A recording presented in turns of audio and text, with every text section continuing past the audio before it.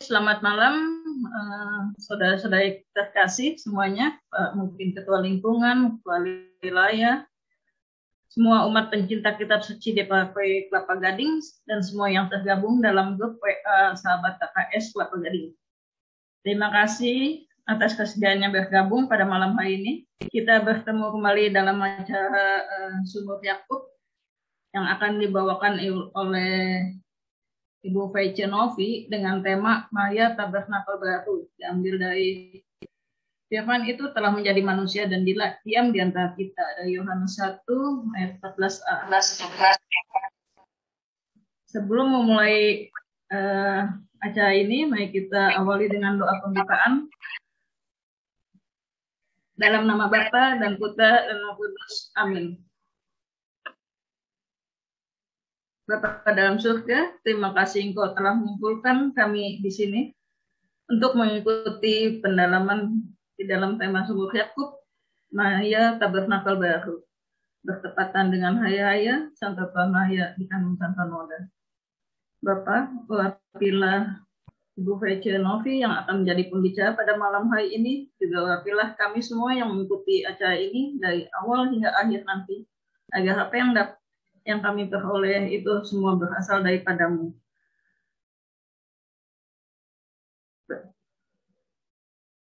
Kami juga berdoa agar semua peralatan yang kami gunakan pada malam hari ini dapat berjalan dengan lancar. Salam Maria, penuh rahmat Tuhan sertamu, terpujilah Engkau di antara wanita, dan terpujilah buah tubuhmu Yesus.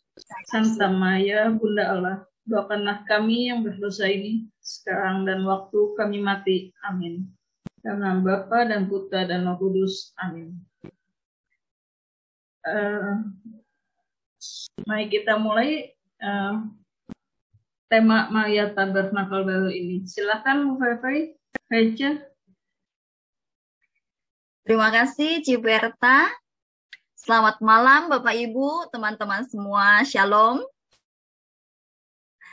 Terima kasih sebelumnya saya ucapkan kepada Bu Rosita, Tante Eti yang sudah memberikan kesempatan kepada saya untuk boleh berbagi dengan komunitas Sumur Yakub ya.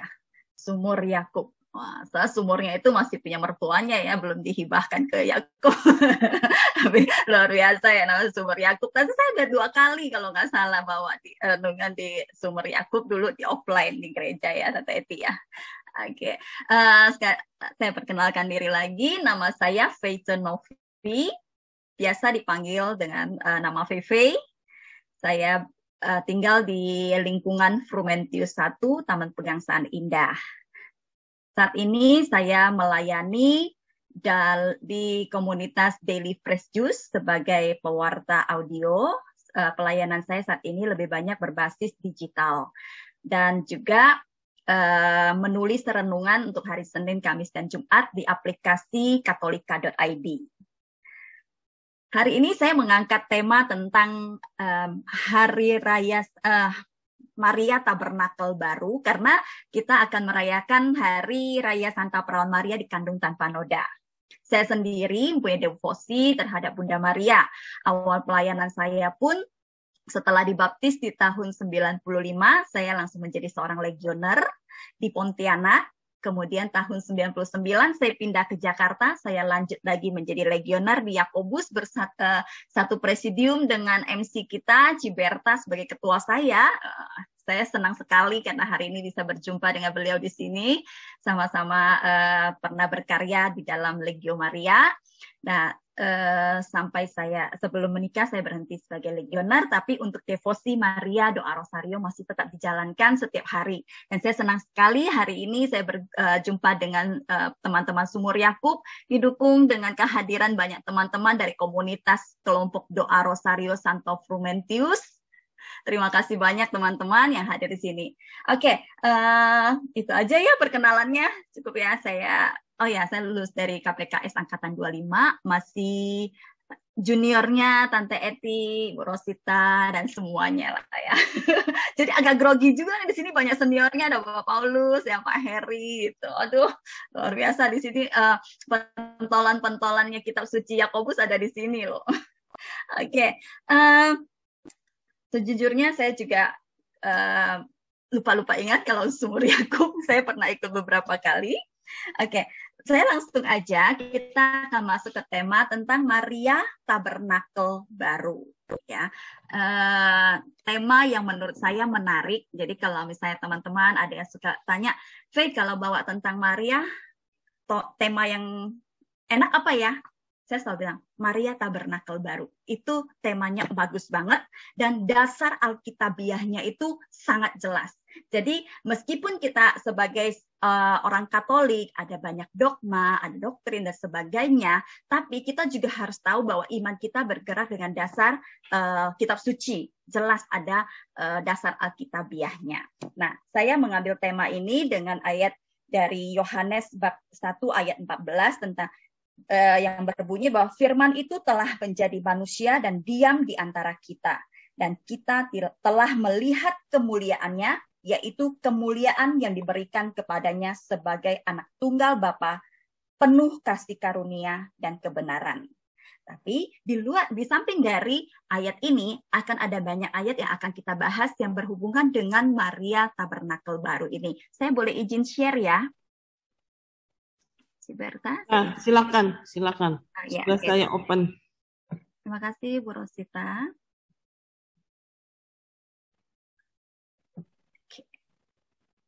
Suara saya jelas ya teman-teman? Jelas, bagus suaranya. Ya, judulnya Maria Tabernakel Baru. Firman itu telah menjadi manusia dan tinggal di antara kita. Ini adalah proses inkarnasi Yesus menjadi manusia. Disinilah proses di mana Yesus menjadi Tuhan yang hadir sebagai manusia, 100% manusia, 100% Tuhan ya. Nah, kita lihat Bunda Maria sebagai tabernakel atau tabut perjanjian baru. Tabernakel atau tabut perjanjian sih, tabut perjanjian maupun tabernakel itu sama. Tabernakel itu diambil dari bahasa Inggrisnya tabernacle, yang lebih umum dipakai saat ini. Tabut perjanjian lebih banyak dipakai di perjanjian lama. Mari kita lihat perbedaannya. Ini tentang tabut perjanjian lama. Tabut perjanjian lama masih ingat ya? Kalau ingat tabut perjanjian lama, kita ingat dengan tokoh siapa? Daud ya, ada Daud, ada Musa di dalamnya. Karena apa? Di dalam tabut perjanjian lama itu berisi, tabut perjanjian itu sebuah tempat atau wadah ya yang berisi loh-loh batu. Loh-loh batu itu yang bertuliskan 10 perintah Allah. Kemudian ada tongkat Harun, ada roti mana yang dibuat atas perintah Allah kepada Musa di Gunung Sinai. Nah, ini dasar Alkitabiah dari isi yang ada di dalam tabut perjanjian itu adalah dari kitab Keluaran bab 25 ayat 16. Bahwa dalam tabut itu haruslah kau taruh loh hukum yang akan diberikan kepadamu. Yang pertama adalah loh hukum, loh batu yang berisi 10 perintah Allah. Kemudian isi yang kedua adalah, dan haruslah engkau tetap meletakkan roti sajian di atas meja itu di hadapanku. Ini mengarah kepada roti mana. Dan yang ketiga adalah bahwa kembalikanlah tongkat Harun ke dalam hadapan tabut hukum untuk disimpan menjadi tanda bagi orang-orang durhaka. Sehingga engkau mengakhiri sungut-sungut mereka dan tidak kudengar lagi supaya mereka jangan mati. Saya memberikan gambaran ini di awal untuk membawa pemikiran kita dulu kepada tabut perjanjian yang lama ya Bapak Ibu. Jadi kita mendengarkan dulu apa sih tabut perjanjian lama itu. Bagaimana dipersiapkannya tabut perjanjian lama itu.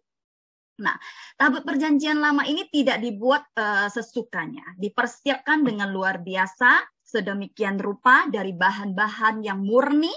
Nah, tertulis di dalam kitab Keluaran bab 25 ayat 10 sampai 16. Ini agak panjang, jadi kita tidak bacakan semuanya ya. Di sini hanya garis besarnya saja dikatakan bahwa terbuat dari kayu penaga. Disalut dengan emas murni di luar dan di dalam, sehingga tidak tampak kayunya.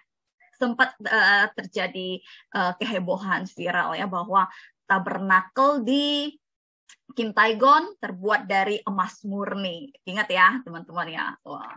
Ya, kalau aslinya tabut perjanjian lama itu memang terbuat dari emas murni di sekelilingnya, bahkan di luar, di dalam, sehingga dilapisi, tapi dalamnya tetap dari kayu, sehingga tidak terlihat lagi kayunya. Kemudian ukurannya juga sudah ditetapkan, dirancang dan dibawa oleh diusung dengan 2 batang pengusung. Semuanya sudah ditetapkan, dituliskan dengan jelas, dan kemudian ditutup dengan tutup pendamaian. Nah, ini menjadi poin, tutup pendamaian buat kita. Dihiasi dengan ukiran kerub atau jenis malaikat dari emas murni. Ya, ini kurang lebih persiapan pembuatan dari tabut perjanjian lama. Kalau saya kecepatan boleh boleh diinfo ya teman-teman, supaya saya tidak terlalu lama juga, kita nanti bisa sharing sama-sama. Oke. Nah, ini kita masuk ke dalam tabut perjanjian baru. Mengapa Maria disebut sebagai tabut perjanjian baru? Layakkah Maria disebut tabut perjanjian baru? Dasar Alkitabiah yang mengarah kepada sebuah geral bahwa Maria adalah tabut perjanjian baru adalah Maria mengandung Yesus. Dan Yesus sendiri itu adalah Sang Sabda yang menjadi manusia. Sang Sabda yang menjadi manusia itu yang tadi kita dengarkan di awal dari Injil Yohanes bab 1 ayat 14, bahwa firman itu telah menjadi manusia dan diam di antara kita. Dan itu kemuliaannya, yaitu kemuliaan yang diberikan kepadanya sebagai anak tunggal Bapa, penuh kasih, karunia, dan kebenaran. Lalu di dalam Bunda Maria sendiri adalah ada Yesus yang merupakan Sang Roti Hidup. Tertulis di dalam Injil Yohanes bab 6 ayat 35. Saya jelaskan semuanya dulu, nanti kita bahas satu-satu ya. Firman itu telah menjadi manusia. Ini saya salah. Saya lanjut ya, kayaknya ada yang salah, saya bukakan. Dari Yohanes bab 6 ayat 35 tertulis bahwa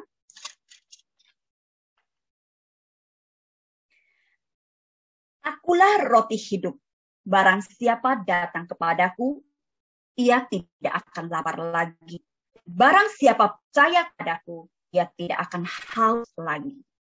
Dan yang ketiga adalah imam besar yang tertinggi yang tertulis di dalam surat Rasul Paulus kepada jemaat Ibrani bab 8 ayat 1. Oke. Di dalamnya tertulis bahwa saya ada salah copy paste.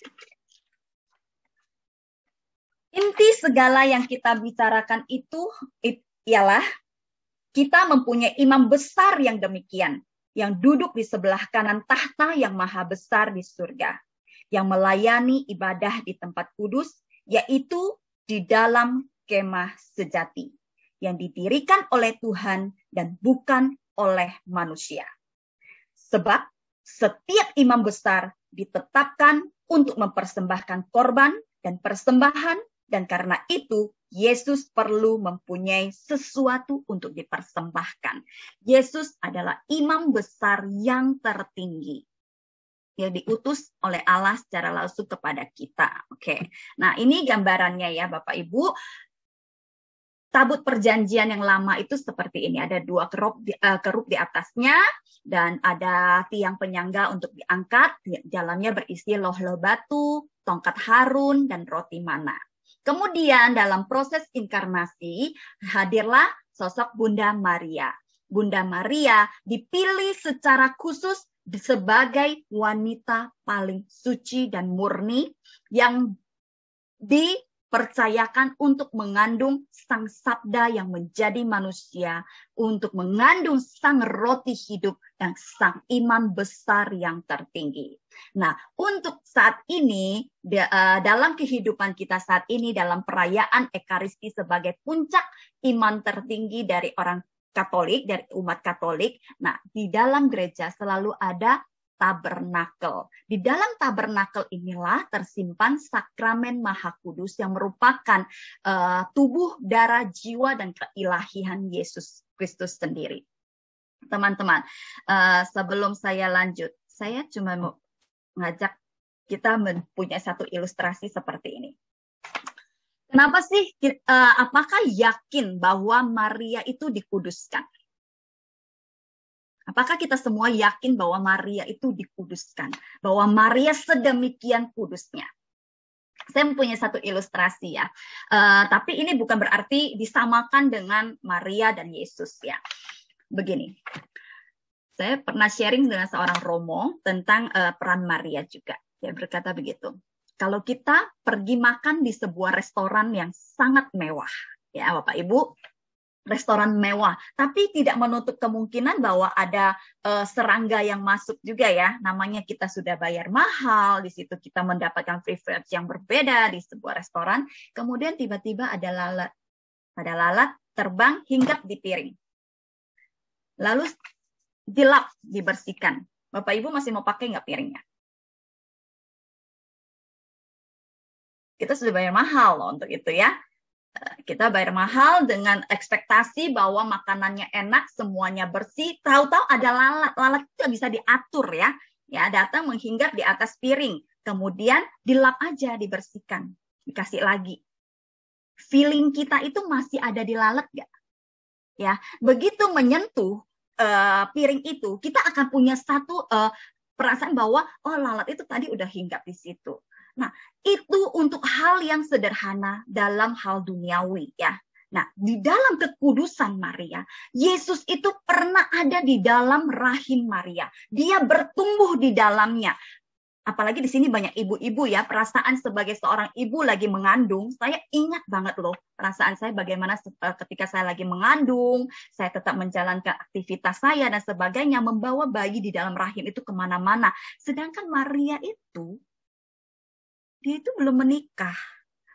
Ya, saya selalu percaya bahwa manusia itu punya kehendak.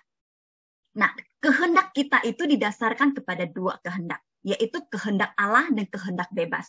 Kehendak Allah itu ya dikontrol oleh Allah, ya kan? Yang kedua, kehendak bebas itu kayak kartu pasnya kita. Tuhan pengennya Fece begini, tapi kalau Fece nggak mau, boleh pakai kartu pas itu saya lewatin. Berarti saya melawan kehendak Allah. Ya, jadi kehendak itu ada dua, bisa dikontrol oleh diri kita sendiri, bisa juga, tapi kalau kita menurut, kita akan mengikuti kehendak Tuhan.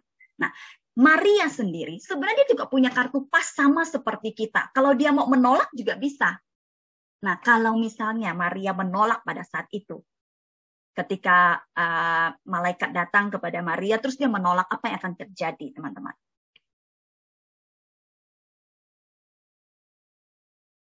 Nggak jadi Natalan kita ya, karena Yesus tidak jadi lahir melalui Bunda Maria ya. Jadi proses inkarnasi itu mungkin tidak akan terjadi. Nah, bisa saja, ternyata Maria bukan sosok yang menggunakan kartu pas itu, menggunakan kartu kehendak bebas kita itu. Kalau seorang Fece sering menggunakan kartu pas ya, udah jelas nih daftar misalnya mau misa, karena hujan, dingin-dingin, apalagi beberapa hari ini menantang sekali loh yang mau ikut misa pagi itu ya, selimut masih membungkus, bolehlah kartu pas lewatin dulu. Kehendak Tuhan mah kita datang tetap taat dalam perayaan Ekaristi, tapi kita menggunakan kartu pas itu, menggunakan kehendak bebas kita nggak pakai. Ya bisa. Tapi Maria taat. Maria benar-benar menuruti semua kehendak Allah. Sehingga wajar dan sangat pantas jika Maria dikuduskan, menjadi yang terkudus di atas semua orang-orang kudus. Ya, jadi ada Tuhan Yesus, di bawah Tuhan Yesus itu sudah tingkatnya adalah Bunda Maria. Nah, di sini saya mau menekankan bahwa di atas Tuhan Yesus, setelah itu adalah Bunda Maria, kemudian diikuti dengan orang-orang kudus yang lain, termasuk Santo Yusuf dalam segala perannya yang luar biasa ya. Nah, tapi sama seperti Romo Hadi Nugroho, saya menekankan juga bahwa kita tidak menuhankan Maria. Dan dengan khotbah dia pagi ini, ya, mungkin ada yang juga mendengar podcastnya Romo Hadi Nugroho bersama dengan saya. Gitu. Apakah saya menuhankan Tuhan? Tidak, kita menuhankan Bunda Maria. Kita tidak menuhankan Bunda Maria. Melalui Bunda Maria kita mengalami perjumpaan dengan Yesus. Melalui Bunda Maria lah kita mengenal Yesus lebih dalam. Ya, nah Saya lanjutkan lagi. Jadi, mengapa Maria itu dikuduskan? Mengapa Maria itu pantas untuk Oke, ini ya. Jadi sekarang untuk menghormati si tabernakel ini, tabut perjanjian baru ini, kita selalu melandaskan doa-doa kita kepada Maria, menaruh devosi kita kepada Maria, dan puncaknya adalah Ekaristi, di mana di situ juga ditahtakan tabernakel yang berisi sakramen Maha Kudus, ya. Nah, yang menjadi pertanyaan, ada tipologi perbandingan antara perjanjian lama, tabut perjanjian lama dan tabut perjanjian baru itu apa? Nah, kalau bahasa gaulnya sekarang disebutnya cocologi ya, tapi kita bukan menggunakan cocologi, kita punya dasarnya. Nah, ini mari kita lihat bersama-sama. Sebelah kiri tabel ini adalah tabut perjanjian lama ya, teman-teman. Sebelah kanannya adalah tabut perjanjian baru. Masih ingat kisah bagaimana tabut perjanjian ini menempuh perjalanan ke rumah Obed-Edom di pegunungan Yudea? Bisa dibaca di 2 Samuel bab 6 ayat 1 sampai 11 ya, kisahnya itu ya. Dengan segala rintangan dan perjalanan yang ditempuh, tiba sampai ke rumah Obed-Edom di pegunungan Yudea. Begitu juga dengan tabut perjanjian baru. Bagaimana Maria menempuh sebuah perjalanan panjang dari rumahnya ke rumah Elisabet dan Zakaria di pegunungan Yudea. Yang tertulis di dalam Lukas bab 1 ayat 39. Lalu, poin kedua adalah Raja Daud dengan pakaian imam menari dan melonjak di hadapan tabut perjanjian. Begitu senangnya Raja Daud sampai dia menari-nari dan bernyanyi di hadapan tabut perjanjian. Nah, hal itu juga terjadi kepada Yohanes Pembaptis yang ada di dalam rahim Elisabet. Yohanes Pembaptis sendiri lahir dari itu ya, keturunan imam agung juga ya, dari imam besar. Nah, di dalam rahim Elisabet dia melonjak kegirangan di hadapan Maria yang mengandung bayi Yesus. Tertulis di dalam Injil Lukas bab 1 ayat 41 ya, lanjutan tadi. Kemudian poin ketiga adalah Daud berkata bahwa bagaimana tabut Tuhan itu dapat sampai kepadaku. Daud yang begitu kegirangan sampai terheran-heran bagaimana tabut Tuhan itu bisa datang sampai di depanku. Ya, sama juga dengan Elisabet. Elisabet juga katakan apa? Siapa aku ini sampai ibu Tuhanku datang mengunjungi aku. Itu juga ada dasar Alkitabiahnya, yaitu di Injil Lukas bab 1 ayat 41. Kemudian, bahwa tabut perjanjian tinggal di rumah Obed-Edom selama 3 bulan. Dan Maria tinggal di rumah Elisabet selama 3 bulan juga. Oke, kita dapat poinnya. Dan poin yang terakhir ada satu lagi, yaitu tabut perjanjian kembali ke rumahnya dan menetap di Yerusalem. Dan kemuliaan Allah dinyatakan di dalam bait Allah, karena dipersembahkan dan ditaruh di dalam bait Allah. Sama juga Maria kembali ke rumahnya dan menetap di Yerusalem. Dan Yesus dipersembahkan di dalam bait Allah, dan disitulah Yesus berkarya dan menyatakan banyak hal kemuliaan dan mujizatnya berawal dari sana. Oke, jadi Bapak Ibu, bahwa bagaimana penghormatan umat Katolik kepada Bunda Maria itu mempunyai dasar Alkitabiahnya. Saya bergaul dengan banyak teman-teman, ya. Pastinya mayoritas ya dari Katolik, tapi saya juga punya komunitas-komunitas yang isinya juga teman-teman dari gereja sebelah yang selalu mempertanyakan devosi saya, karena devosi saya berdevosi kepada Bunda Maria. Buat saya, semakin saya mencintai Maria, semakin membawa kehidupan saya itu menyenangkan. Saya selalu happy. Jadi kalau misalnya orang-orang memberikan alternatif buat saya membawakan renungan dan sebagainya, saya akan selalu pilih tentang Maria.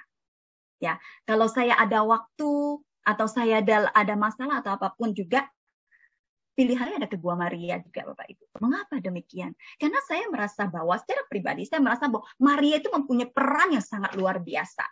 Di dalam Bunda Maria itu sendirilah tersimpan semua kekudusan Allah yang hadir melalui putranya Yesus Kristus. Dan apa yang terjadi bagi orang-orang yang menghadirkan Maria di tengah keluarganya, di dalam rumahnya. apa yang akan terjadi bagi orang-orang yang menghadirkan Maria di dalam kehidupannya. Seperti kisahnya Obed-Edom, bahwa Tuhan memberkati keluarga Obed-Edom dengan segala yang dipunyainya. Bahwa Maria selalu memegang janjinya, bahwa dia akan memberkati setiap pribadi yang menaruh pengharapan kepadanya, kepada Yesus melalui dia. So, ngomongnya panjang banget tentang Maria. Pernah mengalami apa tentang bersama Maria? Saya juga ditanya hal yang sama Romo, beberapa Romo malah. Saya selalu mengatakan bahwa jika Anda melihat kehidupan saya saat ini baik-baik saja, saya sudah sangat percaya itu karena campur tangan Bunda Maria. Nah, sebenarnya kalau namanya sharing, saya rasa teman-teman punya sharing jauh lebih banyak dibanding saya. Di sini juga banyak teman-teman saya dari komunitas kelompok doa Rosario Frumentius ya, yang setiap hari tidak pernah absen berdoa Rosario setiap hari kepada untuk orang-orang yang sakit, jiwa-jiwa yang sudah meninggal dan sebagainya. Dan Bapak Ibu tahu mujizat-mujizat yang sudah terjadi itu begitu banyak. Dan saya merasa malu menerima ucapan terima kasih dari teman-teman yang kita doakan. Kenapa? Karena ucapan terima kasih itu seharusnya dipersembahkan kepada Bunda Maria. Maria pernah mengabulkan doa kita. Kisah pernikahan di Kana, ya, ini kisah yang paling menarik, yaitu ketika sang mempelai itu kehabisan anggur, Yesus katakan belum waktunya. Tapi karena Bunda Maria yang ngomong, si mamanya yang ngomong, akhirnya diubahlah air menjadi anggur, bahkan anggur yang terbaik. Dan yang perlu kita pelajari dari banyak kisah yang dijalani oleh Bunda Maria sebagai tabut perjanjian baru ini adalah bahwa Maria itu selalu taat. Maria juga tahu apa yang harus dia lakukan supaya putranya itu mau bekerja, supaya putranya itu mau menyatakan puasanya dengan cara menjadi pribadi yang penurut. Nah, hari ini kita belajar dari kemurnian seorang Bunda Maria yang tidak menolak panggilan, yang selalu taat setia dengan rendah hati menjalani semuanya meskipun itu tidak mudah. Tidak mudah ya Bapak Ibu ya, seorang anak gadis masih muda, kalau hari gini sebutnya masih ABG, masih bisa main-main dan sebagainya, tiba-tiba ditaruh janin di dalam rahimnya. Tidak hanya sulit sebagai seorang ibu hamil, tapi juga apa kata orang. Ya kan? Seorang wanita belum bersuami sudah mengandung. Ya.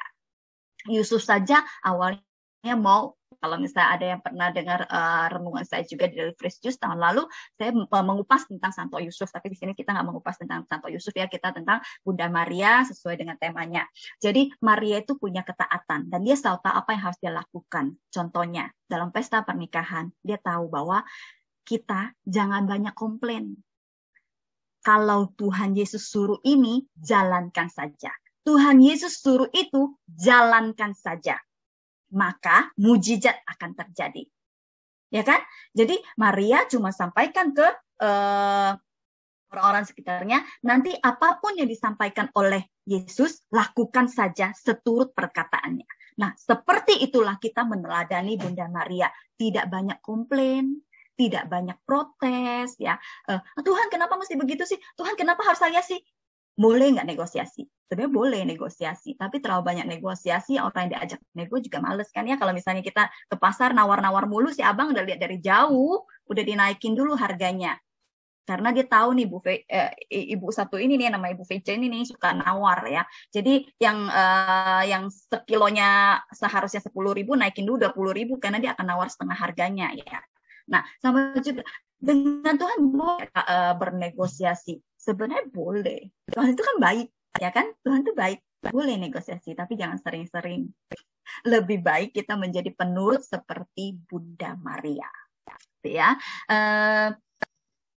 Saya secara pribadi mengajak semua teman-teman di sini untuk berdevosi lebih dalam kepada Bunda Maria.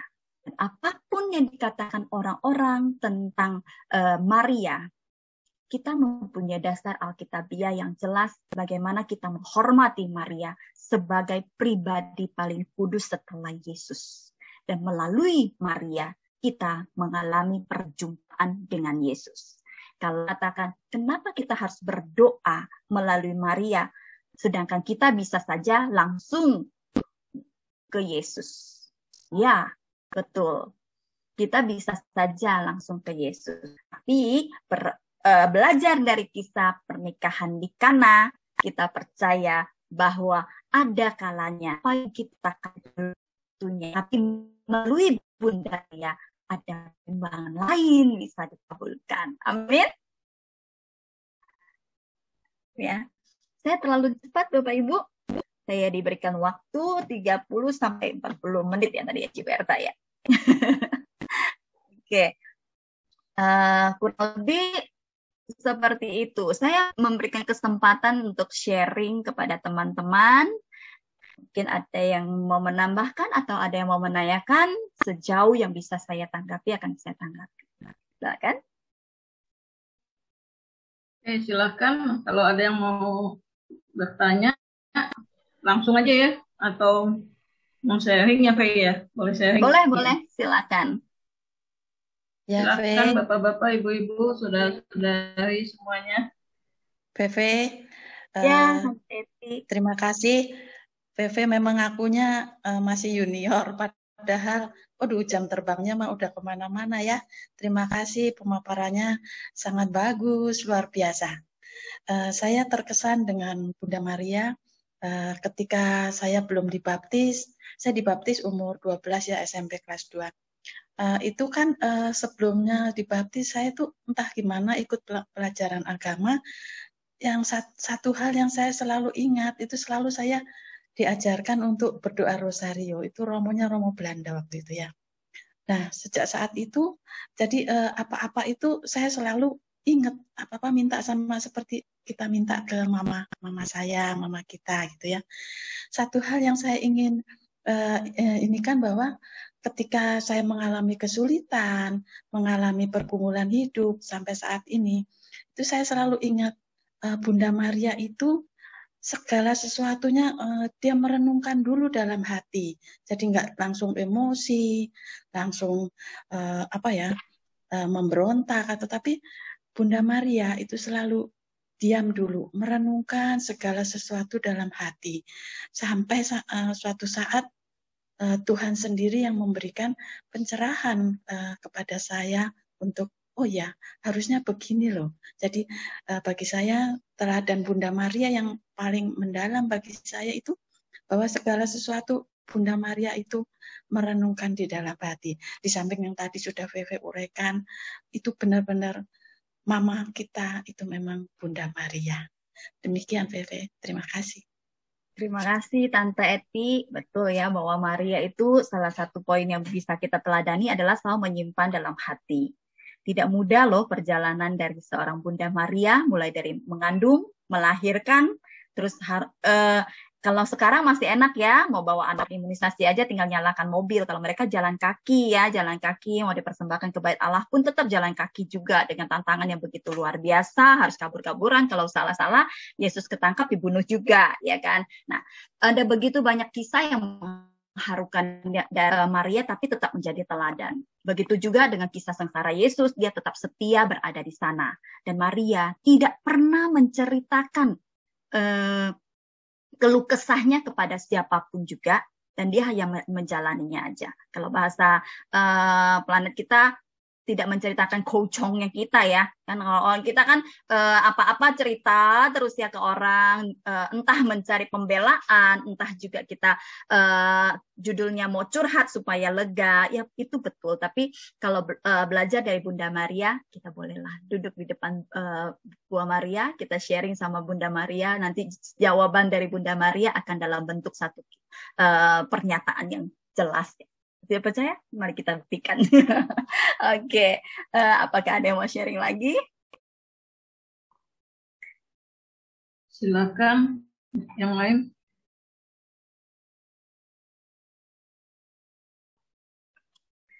Ciberta loh harusnya loh. Ciberta ini adalah ketua presidium saya dulu. Untuk berapa periode ya, Ciberta ya?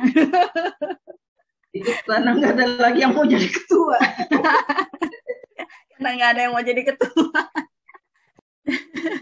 Ciberta ini biar saya sharingkan aja ya. Ciberta ini orang yang sangat tekun dan luar biasa loh dia. Sebagai ketua itu memberikan teladan yang sangat luar biasa karena dia paling semangat kan membagikan tugas dan juga menjalankan tugas. Setiap minggu kita harus melayani orang tua, kita harus ke rumah sakit dan sebagainya. Dia jalankan dengan sangat rendah hati dan dia ya figur yang mirip-mirip Bunda Maria lah, nggak banyak ngomong. Kalau saya kan bawel ya. Iya Ciberta ya.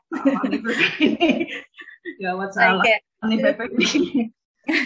Teman-teman, pada intinya bahwa Bunda Maria sebagai tabut perjanjian baru itu harus kudus. Dan karena dia adalah figur yang kudus, maka sudah selayaknya dia juga mendapatkan penghormatan yang tinggi dari kita.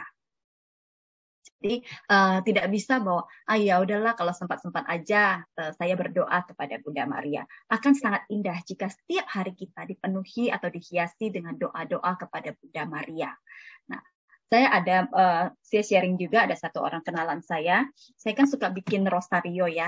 Selain untuk dibagi-bagi juga kalau teman-teman dari daerah atau teman-teman kenalan mau kado, mereka pesan juga. Ada satu orang oma, dia pesan sama saya itu rosario Santo Yusuf.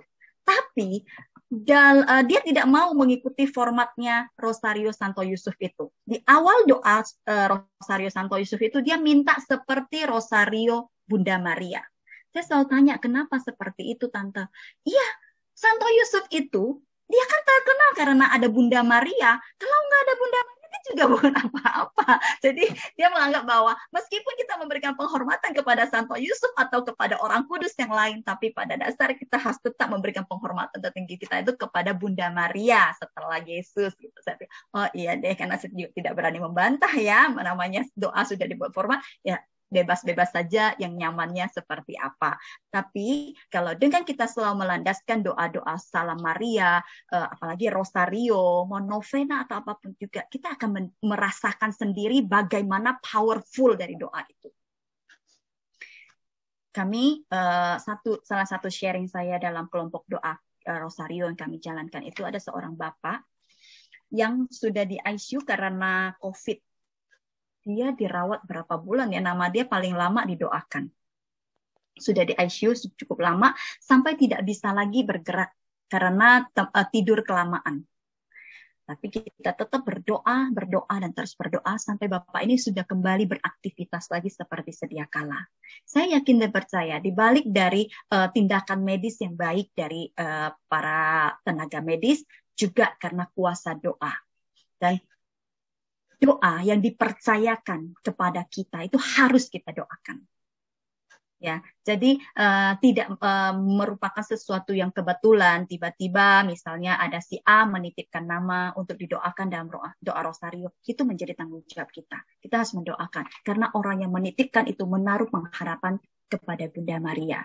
Jadi sebagai pendoa kita harus tetap mendoakan. Jadi, Maria juga tidak sembarangan menunjuk orang untuk menjadi kasihnya. Oke, ada lagi yang mau sharing? Ada yang mau tanya juga boleh. Ternyata masih banyak waktunya. Jadi Bapak Ibu, melalui kesadaran kita akan kekudusan Maria, tentang bagaimana Maria yang tidak dipilih secara kebetulan, bahwa Maria itu memang dipersiapkan sedemikian rupa dari rahim Santa Ana, kita percaya bahwa kekudusan Maria itu akan menjadi memberkati kita dalam kekudusan hidup kita juga. Ya, jadi apapun yang kita lakukan di dalam sesuatu yang kudus akan membawa kehidupan kita juga ke dalam kekudusan. Ya, Bapak Ibu ya. Dia ada yang mau menambahkan?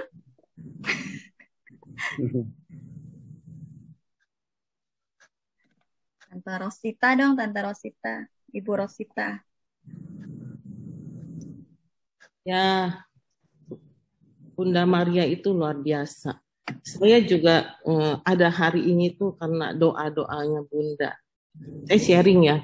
Saya itu baptis kelas 3 SD. Saya tidak langsung jatuh hati dengan Bunda karena kita tidak mengerti. Tapi dengan perjalanan waktu saya merasa kok Bunda ini kenapa ya orang pada berdoa rosario, kenapa gitu.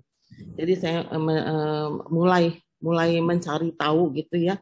Sampai mama saya yang Buddhis dibaptis, mama saya itu pendoa rosario. Begitu dia masuk Katolik, dia doa rosario luar biasa. Kita yang dari kecil, anak-anaknya yang dulu hidupnya ya boleh dibilang hidupnya pas-pasan gitu ya, bisa semua berubah hidupnya karena doa seorang ibu rosario. Mama saya itu pendoa. Akhirnya saya mulai merasakan oh ya hidup kita berubah karena doa seorang ibu rosario. Mama saya itu nonstop loh rosario, luar biasa.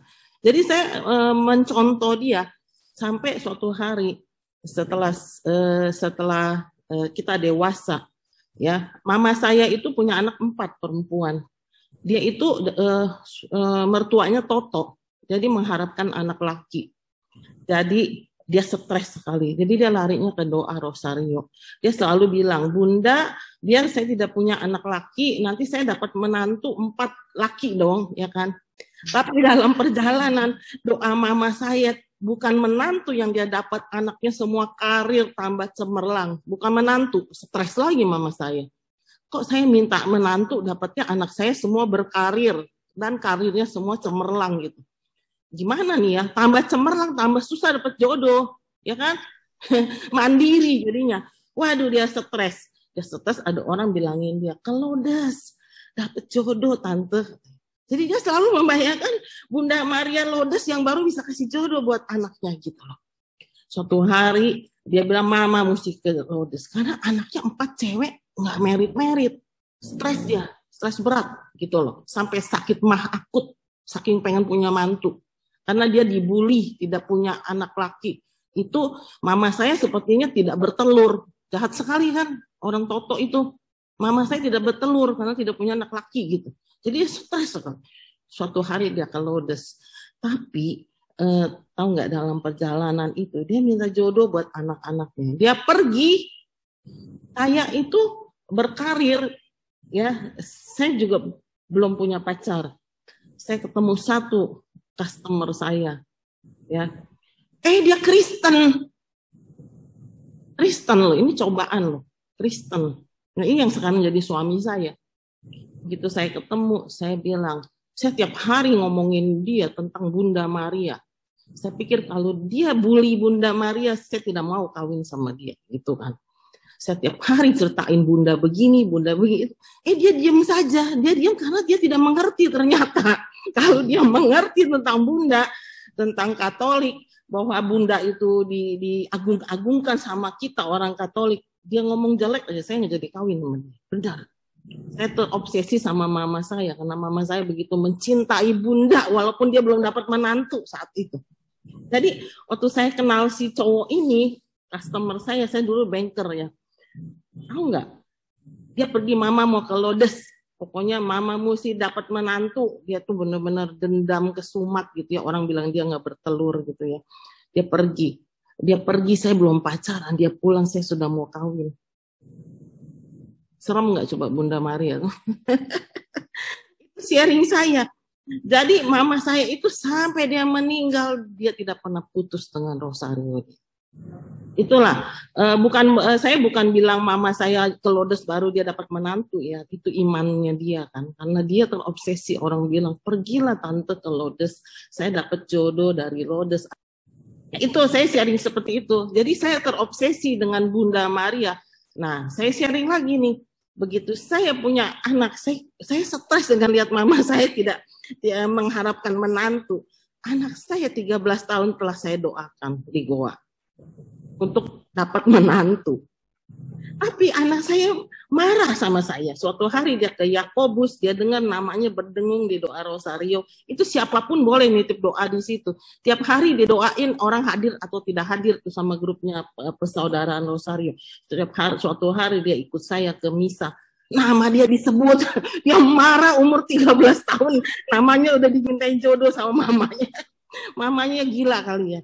Tapi jujur ya, suatu hari saya lihat anak saya nih udah mau lulus sekolah ya, sangat mikirnya itu gimana dia berkarir, gimana dia bisa sukses, gimana dia ini, dia sama sekali dia tidak pikir dia mau menikah. Saya bilang dia gini, yuk kita ke Lodes. Saya terobsesi sama mama saya lagi, yuk kita ke Lodes yuk, jalan-jalan ke Paris. Dia mau, kalau bilang sembahyang dia nggak mau ya kan. Saya pergi khusus ke Lodes, pulang. Tahu nggak, ini saya sharing nih, benar-benar ini luar biasa. Waktu dalam perjalanan di Lodes saya ketemu seorang suster dari Singapura. Dia ikutin saya terus. Saya berempat ya, suami sama anak saya 2, berempat kita di Lodes. Dia ikutin. Oke, menjelang kita pisah, saya mau pulang ke Goa kan. I pray for you katanya. Kita didoain sama dia si suster. Dia pegang anak saya. What do you want girl? Dia tanya anak saya diam aja. Terus saya bilang, Yenfun tuh jodoh, ngomong koi, ya kan? No, she is 19, you crazy, dia bilang gitu sama saya, tahu. Anak saya 19 tahun. Dia doa di Goa, dia pegang kepala anak saya. Saya datang itu benar supaya anak saya dapat jodoh. Tapi dia pegang, dia doain dari A sampai Z, karirnya, sekolahnya, kesuksesannya, satu pun jodoh dia tidak sebut. Saya pikir misi saya berantakan nih gara-gara si suster. Saya pegang tangan kepala anak saya. Bunda, ini doa seorang ibu. Patahkan doa si suster, saya bilang. Saya mengharapkan jodoh untuk anak saya. Saya patahkan doanya si suster. Dia kan nggak ngerti saya ngomong sendiri. Pulang nggak lama, anak saya dapat pacar. Dan itu pacar pertama dia sampai dia menikah. Itu menurut saya, Bunda mendengarkan doa saya, doa seorang ibu. Saya terobsesi dengan mama saya. Cukup ya sharing saya begitu. Itu luar biasa Bunda terhadap hidup kami sekeluarga. Terima kasih. Wah, luar biasa Bu Rosita. Doa dengan iman ya. Bapak Ibu, saya juga sharing bahwa kita berdevosi kepada Maria. Umumnya kalau yang devosi ke Maria langsung identik dengan doa rosario. Dan doa rosario itu bukan doa yang diulang-ulang dengan sia-sia ya Bapak Ibu. Bukan sebuah pengulangan yang sia-sia. Karena doa nyanyian pujian salam kepada Maria. Dan doa itu pun mempunyai Alkitab yang jelas bahwa dalam doa salam Maria itu kita doakan salam Maria penuh rahmat Tuhan sertamu. Terpujilah engkau dan terpujilah buah tubuhmu Yesus. Ada di mana? Benar di Injil? Ada ya? Ada di Injil Lukas bab 1 ayat 28 sampai 31. Kemudian juga Lukas bab 1 ayat 42 sampai 43. Salam dari malaikat kepada Maria, juga salam dari Elizabeth ketika menyambut Maria. Nah, terjadilah padaku menurut perkataan itu juga dari tanggapan Maria kepada malaikat Gabriel. Nah, jadi pada saat kita melanjutkan doa itu, kita boleh asal. Saya sedih ketika mendengar teman-teman ada yang berdoa itu buru-buru sekali. Jadi kalau misalnya dalam kelompok doa rosario, saya selalu mengatakan bahwa kita doakan dengan iman. Kita doakan dengan penuh penghayatan. Bahwa kita ini sedang membawa sebuah salam kepada bundanya Yesus, bundanya Tuhan kita. Jadi jangan, salam Maria penuh rahmat Tuhan sertamu, terpujilah engkau di antara wanita dan terpujilah buah tubuhmu Yesus. Santa Maria Bunda Allah, doakanlah kami berusaha.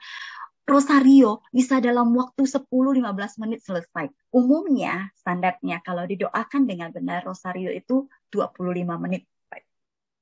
Ya, doakan dengan salam. Bagaimana kalau saya ketemu dengan Bu Rosita, saya ketemu dengan Tante Eti atau Pak Heri yang saya anggap lebih senior, kemudian saya, halo Pak, ini gitu, gitu jalan lagi.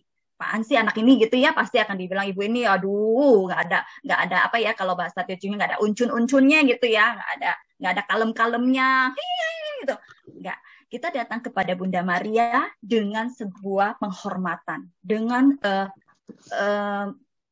sikap yang sopan dan penghayatan yang benar. Jadi Rosario juga dilandaskan dengan iman. Salam Maria, penuh rahmat Tuhan sertamu. Terpujilah engkau di antara wanita, dan terpujilah buah tubuhmu, Yesus. Ada nama Yesus yang harus ditekankan dengan rasa hormat. Ya. Salam Maria, Bunda Allah, doakanlah kami yang berdosa ini sekarang dan waktu kami mati. Amin. Kita lagi minta tolong Bunda Maria doain, malah buru-buru. Kalau saya jadi Bunda Maria juga nggak akan milih ngabulin yang doanya buru-buru, ya kan? Kita sebagai manusia biasa saja, kita bisa tahu bahwa orang yang datang kepada kita tulus meminta tolong, orang yang datang kepada kita tulus memberi salam itu seperti apa, kita pasti akan respect-nya beda, ya kan? Nah, kita datang kepada bundanya Tuhan Yesus, kita akan memberi salam dengan rasa hormat kita, dan dengan sebuah keyakinan iman bahwa doa kita akan dikabulkan melalui Bunda Maria. Begitu juga dengan doa Bapa kami, doa yang diajarkan oleh Tuhan Yesus sendiri. Tuhan Yesus saja berdoa kepada Bapanya di surga dengan satu rasa hormat yang luar biasa. Kita pun sama. Setiap kali berdoa Bapa kami, yang ada dalam pikiran saya adalah bagaimana Yesus sedang berlutut di dekat batu dan dia berdoa kepada Bapanya dalam segala kondisi yang saat itu boleh dibilang kondisi kepepet. Yesus berdoa, Bapa kami yang ada di surga, dimuliakanlah namamu, datanglah kerajaanmu di atas bumi seperti di dalam surga. Berilah kami rezeki pada hari ini, dan ampunilah kesalahan kami, seperti kami pun mengampuni yang bersalah kepada kami. Dan janganlah masukkan kami ke dalam pencobaan, tetapi bebaskanlah kami dari yang jahat. Jadi setiap doa, setiap kalimat, setiap kata dihayati dengan baik. Bahwa kita sedang berdoa kepada pribadi yang kudus. Yaitu Maria dan Tuhan Yesus sendiri. Itu tambahan dari saya. Dan kemudian bahwa doa yang diulang-ulang itu tidak salah. Ya, doa yang tidak boleh itu doa yang bertele-tele. Tuhan Yesus ini loh, anakku itu loh, anak perempuan. Tuhan Yesus tahu kan harapan saya. Intinya aja kata Tuhan, maunya apa sih? Ya, kasih jodoh gitu ya. Itu kalau doa yang bertele-tele itu diputer-puter. Orang sebelum kita sebutin sebenarnya Tuhan Yesus juga udah tahu maunya kita apa. Tapi kalau doa yang diulang-ulang boleh. Di dalam Alkitab juga banyak. Daud pun berdoa berulang-ulang memuji Tuhan. Bahwasannya untuk selamanya kasih setianya. Kalau kita baca di Mazmur, Daud mengulang-ulang kata-kata yang sama untuk memuji Allah. Ya. Jadi seorang Katolik boleh beriman, tapi harus tahu landasan Alkitabiahnya bahwa apapun yang kita deposikan itu juga ada di dalam Alkitab. Oke? Ada mau? Oke, terima kasih banyak, Faye. Sama-sama, Ciberta. Iya, ada lagi yang mau sharing? Oke, saya berbagi deh ya. Tadi Feve bilang kan kalau Bunda Maya itu identiknya adalah dengan Rosario gitu ya. Saya juga suka sama Bunda Maya. Awalnya suka aja sih, karena mungkin basicnya dari Legio ya. Dari Legio pindah ke Jakarta, saya juga cari Legio pas ketemu, lalu kemudian kejadian ini ada sharing yang sangat menguatkan saya adalah belum lama ini ya. Saya nggak tahu di sekitar awal tahun ini, saya hanya merasa tuh tiap malam kayaknya saya agak susah tidur. Pikiran saya kalau susah tidur adalah saya selalu pegang Rosario gitu. Karena saya nggak tahu apa yang akan terjadi, saya juga nggak ngerti kenapa bisa tiba-tiba tuh kadang tiap malam tuh seperti susah tidur gitu ya. Sampai satu kejadian, ya mama saya kena COVID, lalu kemudian masuk rumah sakit. Sejak tahu mama masuk kena COVID aja, itu Rosario tuh nggak pernah lepas dari tangan saya sampai saya benar-benar terlelap dalam tidur. Dan setiap malam tuh selalu kebangun, dan kebangun itu selalu bawaannya adalah doa Rosario. Setiap malam kebangun sampai akhirnya saya nggak tahu seperti ada yang membangunkan malam sebelum mama saya dipanggil. Itu tuh seperti saya kebangun dan saya benar-benar doa Hosayonya itu ya saya duduk dan benar-benar doa ya sampai akhirnya pas pagi begitu ya siap-siap mau misa online, udah selesai misa saya dapat kabar mama nggak ada gitu. Jadi saya pikir mungkin ada seperti dorongan ajakan dari mama juga itu, ayo doa gitu. Demikian juga yang terjadi pada papa saya.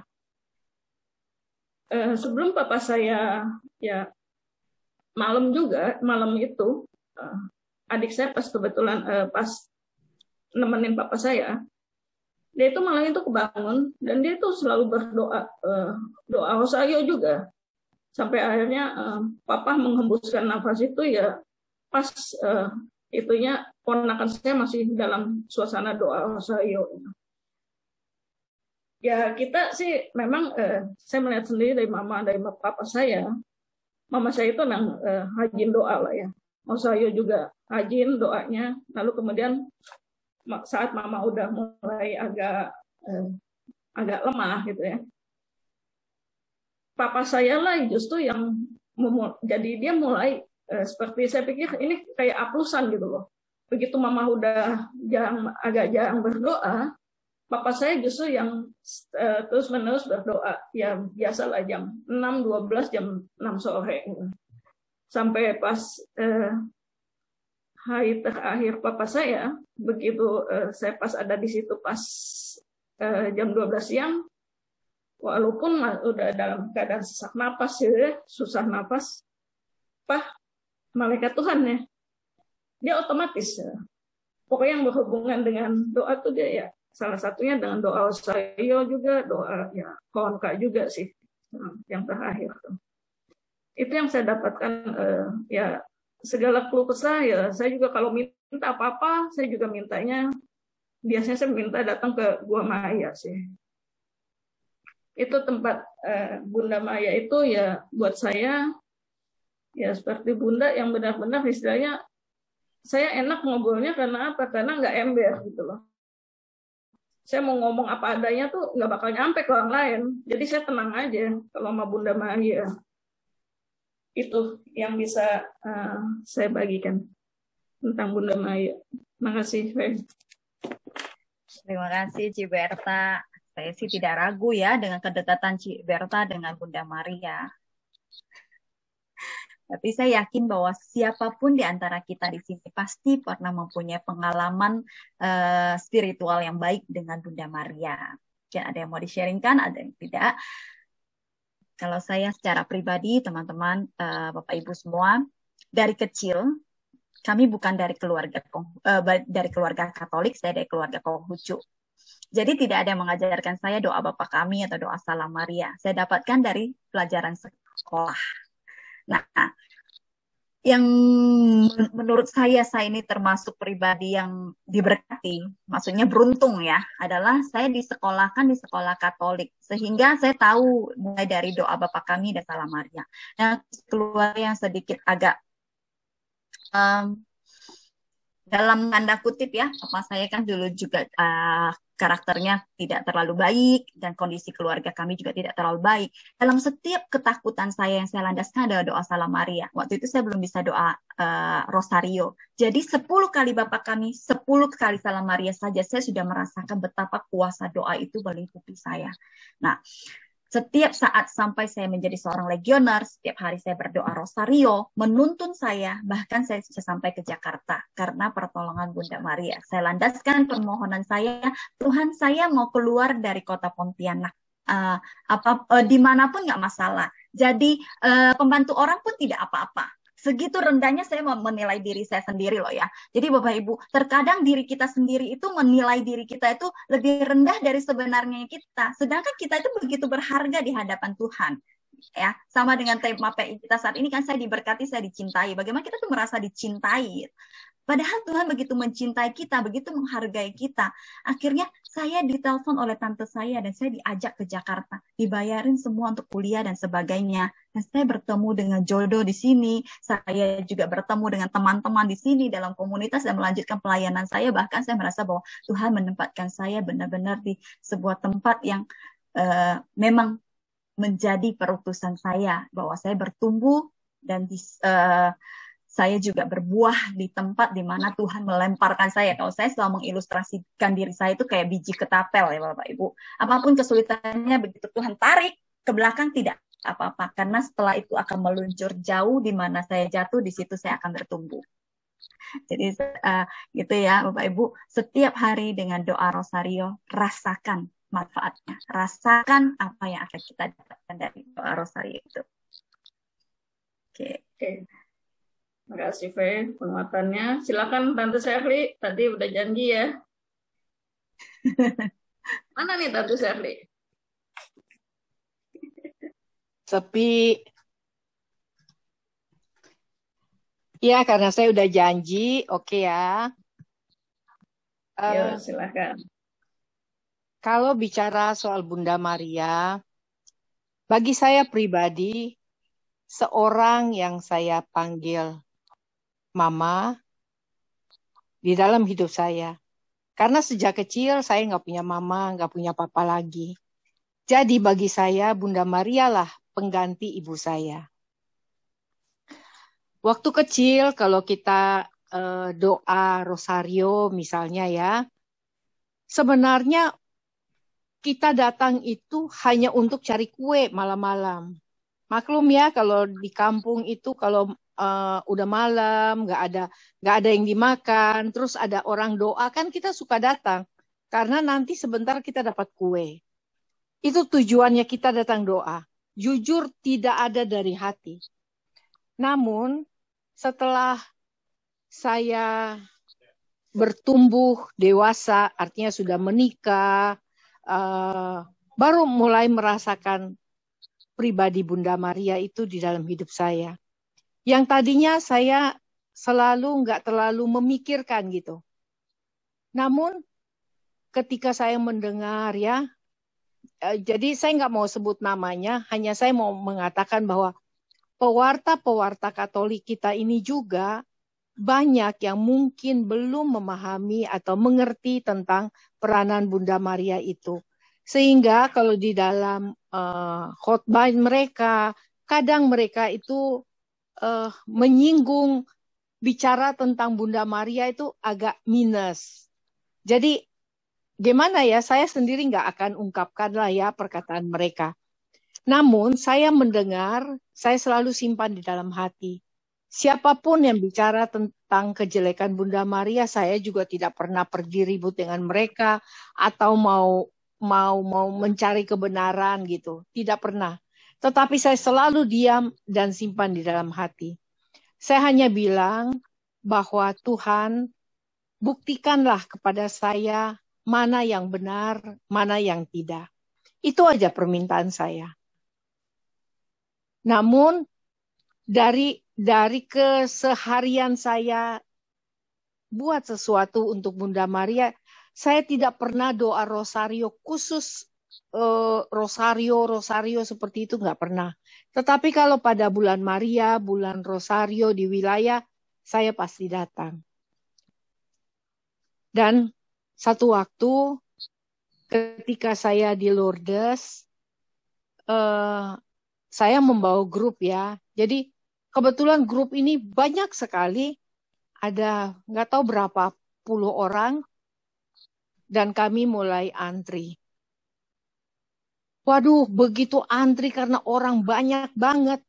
Langsung mereka bawa papan itu taruh di belakang saya, persis di belakang saya. Tutup yang kesananya udah nggak boleh lagi. Ya udah, saya diam-diam aja karena saya udah masuk gitu kan di dalam jajaran itu. Ya kita yang masih ada di barisan itu kan mendengar di dalam itu doa Rosario dari berbagai negara dan sebagainya. Sampai tibalah saya sudah di antrean bangku-bangku itu. Aduh, saya rasa ada seseorang gitu ya. Ada seseorang jalan di samping saya. Tapi saya nggak melihat. Atau saya hanya merasakan, tapi saya tidak melihat orang itu. Jadi ketika saya sampaikan salam Maria seperti itu, saya rasa orang di samping ini pegang tangan saya. Saya terus pegang lagi tangan dia. Tapi saya lihat nggak ada orang. Udah, saya tutup mata aja. Dan apa yang terjadi? Semua itu kayak sebuah film ya, sebuah bioskop perjalanan Bunda Maria itu bersama saya. Saya bisa merasakan kehadirannya, saya bisa merasakan bagaimana seorang ibu yang menyatakan kepada saya, dialah pendoa bagi saya, dialah pengganti mama saya, dan sebagainya. Akhirnya kerjanya saya itu cuma nangis dan nangis. Saya hanya bisa menangis, saya tidak bisa berbuat apapun juga. Nah, sampai selesai mandi di Lourdes, ketika mandi juga begitu. Saya mengalami pengalaman iman yang luar biasa. Dan akhirnya waktu selesai mau pulang ya, saya tuh cuma masih tenteng kertas-kertas orang tuh loh nitip doa di Gua Maria. Saya keluarin dari dompet saya mulai mendoakan. Saya pikir sudah biarin aja mereka yang mau makan di restoran tuh makan, saya akan datang terlambat karena makannya juga di hotel. Dan gerimis turun. Saya ambil selendang saya hanya tutup kepala dan saya terus doa rosario. Saya rasa ya, saya pernah berdoa rosario itu dengan kusuk, dengan sempurna itu pada malam itu. Saya doa, semua ujud-ujud itu saya doa. Dan luar biasa, ujud-ujud yang saya doa itu semua dikabulkan. Saya masih dalam perjalanan ziarah, mereka pada waktu itu masih SMS ya, jadi masih BBM ya, jadi bukan WhatsApp. Semua itu bilang terima kasih, ujudnya terwujud, begini. Aduh, rasa-rasanya ya, malam itu saya doa itu, baru saya tahu nilainya, kalau berdoa dengan sungguh itu seperti apa, memperkatakan setiap wujud itu seperti apa, dan benar-benar terbukti semua yang saya doakan itu berhasil. Nah, sejak saya pulang dari ziarah itu, saya hanya pada waktu malam itu saya berdoa, saya juga mendoakan beberapa pewarta yang suka mengutip ayat dan menceritakan tentang Bunda Maria. Saya juga berdoa untuk mereka. Dan hasilnya saat ini yang saya boleh mengatakan, benar-benar mereka berubah. Totally berubah. Tapi saya nggak perlu memperkatakan bahwa saya yang mendoakan mereka atau apapun juga tidak. Tetapi dari hati kecil saya sungguh percaya bahwa apa yang kita doakan, apa yang kita mohonkan, semuanya itu benar-benar terjadi. Dan semua benar-benar terwujud. Nah, sejak saat itu, ya sampai sekarang saya mungkin orang yang bukan devosi lah, kayak Berta yang sering berosario atau apa begitu. Saya tidak.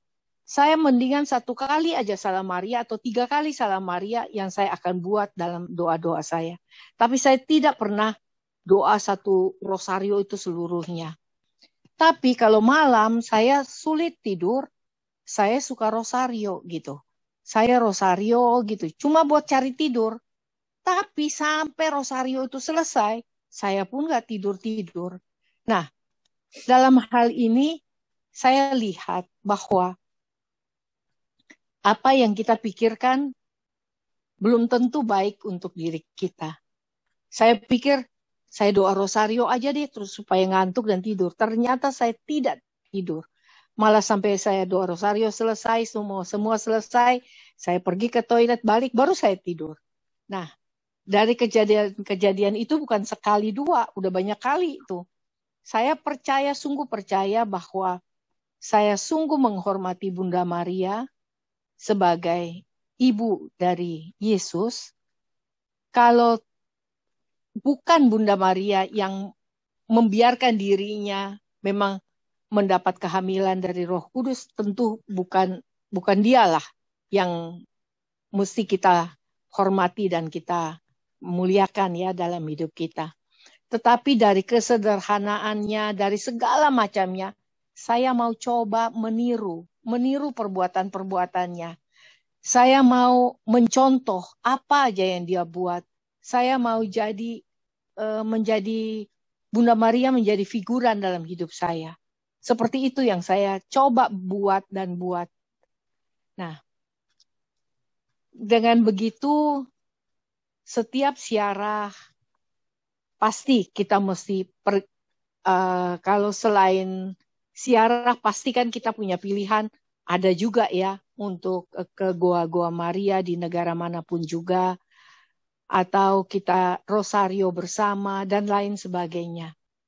Saya jujur kalau saya mendoakan Salam Maria, saya nggak bisa kayak orang yang laju kendaraannya itu sampai gitu ya.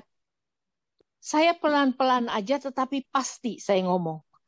Saya hanya mengucapkan kalimat itu pelan-pelan tetapi benar-benar dari hati saya. Nah, dari situ saya belajar untuk menyelesaikan satu rosario itu kadang membutuhkan waktu sampai cukup lama gitu. Tapi kalau saya pribadi berdoa, saya cukup 3 kali aja Salam Maria, tetapi benar-benar dari hati saya yang keluar untuk mengucapkan kata-kata doa itu. Hanya saya mau coba belajar bagaimana saya menyelesaikan satu putaran rosario itu dengan baik. Nah, sampai saat ini saya belum terlalu pandai untuk itu. Karena saya lebih masuk kepada praise and worship ya, artinya pujian, penyembahan, walaupun nanti saya tutup dengan 3 kali Salam Maria. Itu yang saya coba. Saya juga pernah diminta bawa renungan dan tiba-tiba di hati saya itu saya hanya terpikir karena mendadak banget, tiba-tiba saya hanya mengatakan, Tuhan apa yang harus saya katakan? Tiba-tiba yang dia taruh di hati saya itu Bunda Maria. Udah saya sharingkan tentang peranan Bunda Maria yang saya coba meniru, saya coba berpegang kepada apa yang Bunda Maria lakukan. Nah, pada waktu itu saya ingat sekali karena saya dipanggil mendadak, terus saya cepat-cepat setir mobil pergi. Dalam perjalanan ini kan cukup lama ke Cikini. Jadi selama dalam perjalanan itu saya ajak ya berbicara gitu. Bahwa apa ya yang mesti saya omong. Nggak ada keluar di kepala saya juga enggak. Tetapi pribadi Bunda Maria itu membuat satu kemantapan di hati saya. Pada waktu saya sharing tentang Bunda Maria, itu orang semua nangis ya. Nangis. Dan ada satu ibu, aduh dia nangisnya itu sungguh-sungguh dia nangis sejadi-jadinya. Dan saya juga udah lupa dia. Tapi begitu saya saya ada di Vancouver, saya kaget. Kenapa dia ada di sana? Dan dia sekarang udah menikah juga dengan orang Itali yang tinggal di Vancouver. Anaknya juga udah menikah. Anaknya satu juga ada di Jakarta sini, menikah juga di Vancouver. Kami juga hadir. Dia itu bilang sama saya gini, pada waktu Ibu Shirley menceritakan tentang peranan Bunda Maria di dalam hidupmu, saya itu nangis, itu benar-benar nangis karena saya itu merasa, aduh hidup saya kok kayak begini ya, saya pengen berubah. Tapi sejak itu saya bilang saya mau berubah, terus saya mantapkan berangkat ke Vancouver dan karena anak dia juga sekolah di sana. Akhirnya dia menetap di sana, dia menikah di sana dan sekarang dia tetap tinggal di Vancouver. Nah, itulah peranan Bunda Maria di dalam hidup kita yang mau kita teladanin, yang mau kita tiru, yang mau kita buat apa saja. Yang penting kita tidak pernah menjelekkan atau mempergunjingkan yang tidak pada tempatnya. Apapun peranan Bunda Maria dalam hidup kita, sungguh sangat kita diberkati. Terima kasih. Oke, makasih banyak Tante. Terima Penguatan kasih sekali. Bu Shirley. Ya, apapun peran Maria yang kita imani, kita percaya bahwa kehadiran Maria bukan untuk dijadikan sebuah perdebatan, karena setiap orang harus saling menghargai iman masing-masing, bahwa kita juga tidak mau berdebat dengan orang-orang yang tidak mengakui kehadiran Maria, tapi kita tetap menjalani iman kepercayaan kita, pengharapan kita di dalam Maria kepada Yesus. Itu ya Bu Shirley ya. Ya. Terima kasih Berta. Oke, masih ada lagi yang mau berbagi? Silahkan. Ya, saya yang terakhir, Pak. Saya merasa kehilangan sekali dengan nggak adanya papa mama saya. Tapi setiap saya merasa sedih yang terlalu dalam gitu ya, memang sih lebih dari 5 bulan juga masih tetap berasa.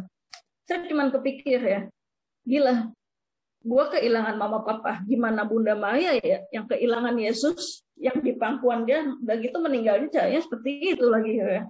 Jadi Bunda Maria itu jadi sosok yang kembali memberikan semangat buat kita untuk bangkit. Oh iya, Bunda Maria aja seperti itu, ya udahlah kita coba bangkit lagi gitu. Itu yang saya rasakan tentang Bunda Maria. Oke, kalau udah nggak ada lagi, mungkin udah nggak ada lagi ya, Komandan nggak ada? Mau saya boleh ya? Oh boleh banget Pak Toto, silahkan. Saya tergelitik dengan Bu Feve ini. Soalnya saya waktu kecil juga seorang legioner.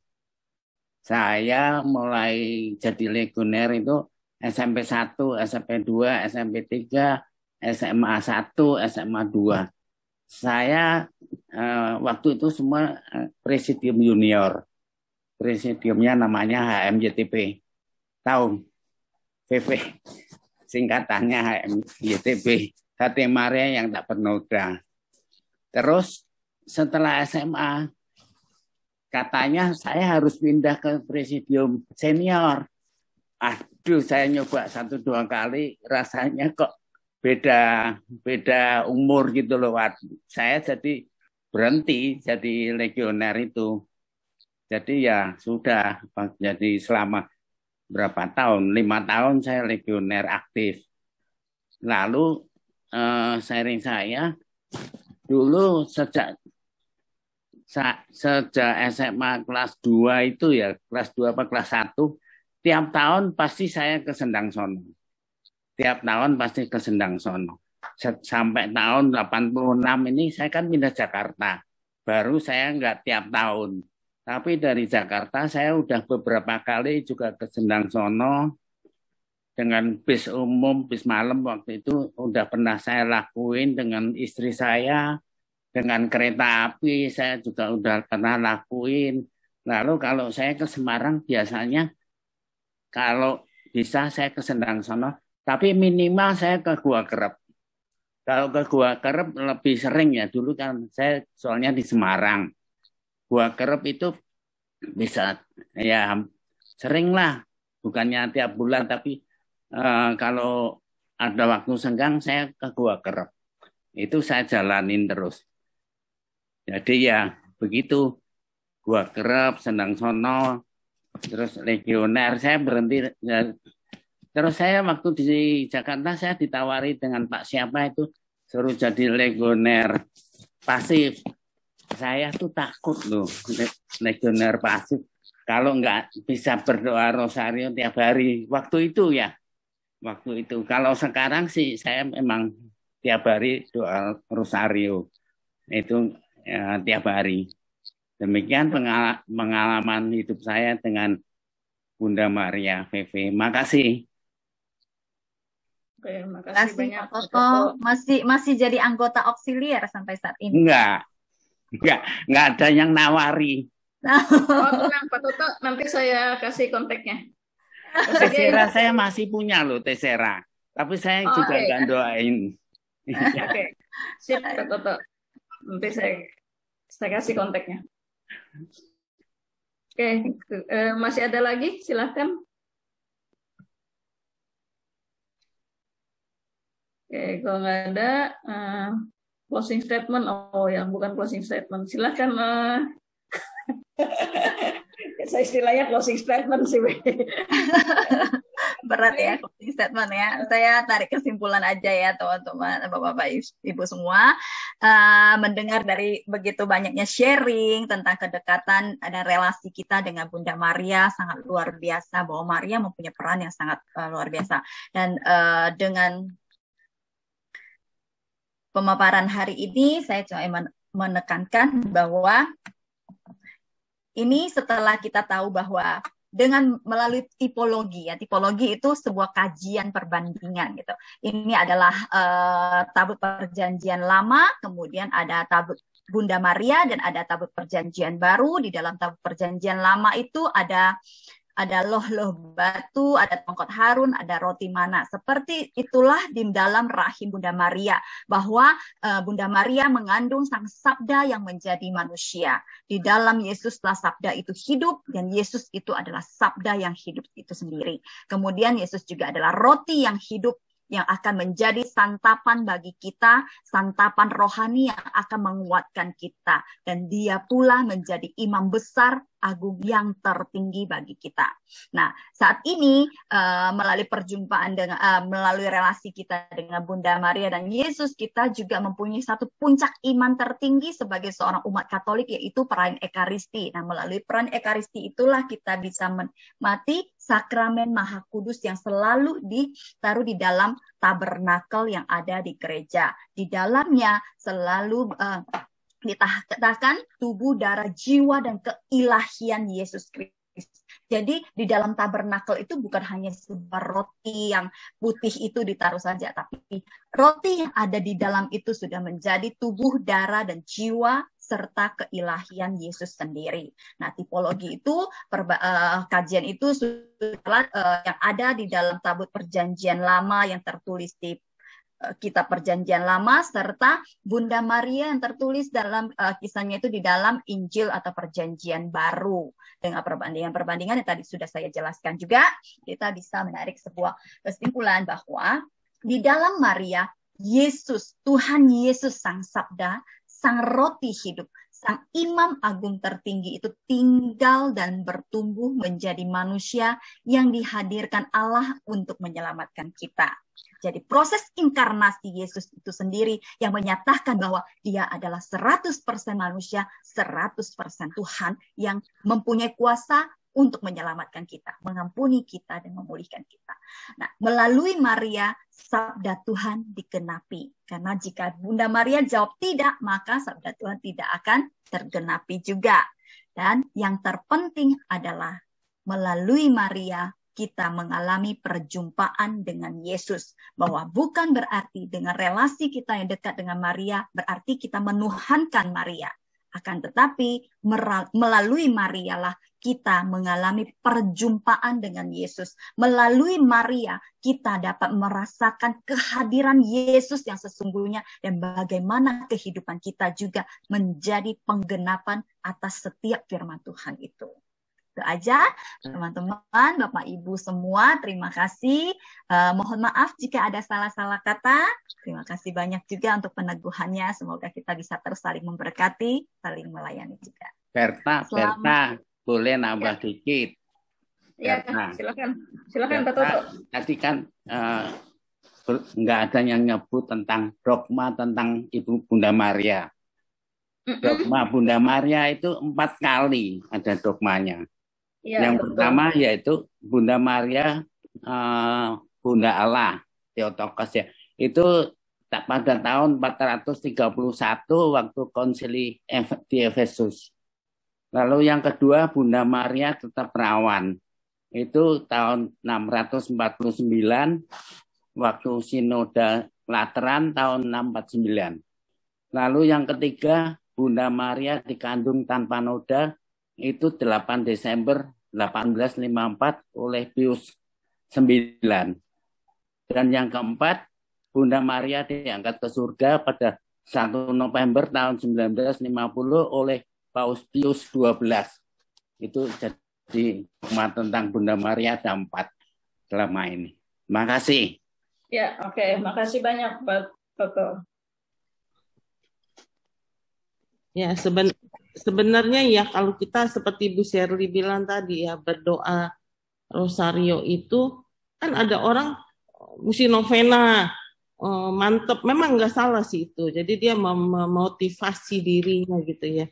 Tapi sebenarnya kita mestinya apa ya, rutin, dan kita menganggap Bunda itu ibu kita, benar ya. Jadi jangan hanya terpaku novena tuh stop, tidak lagi doa, hanya kalau 9 kali terus mengharapkan mukjizat dari Bunda.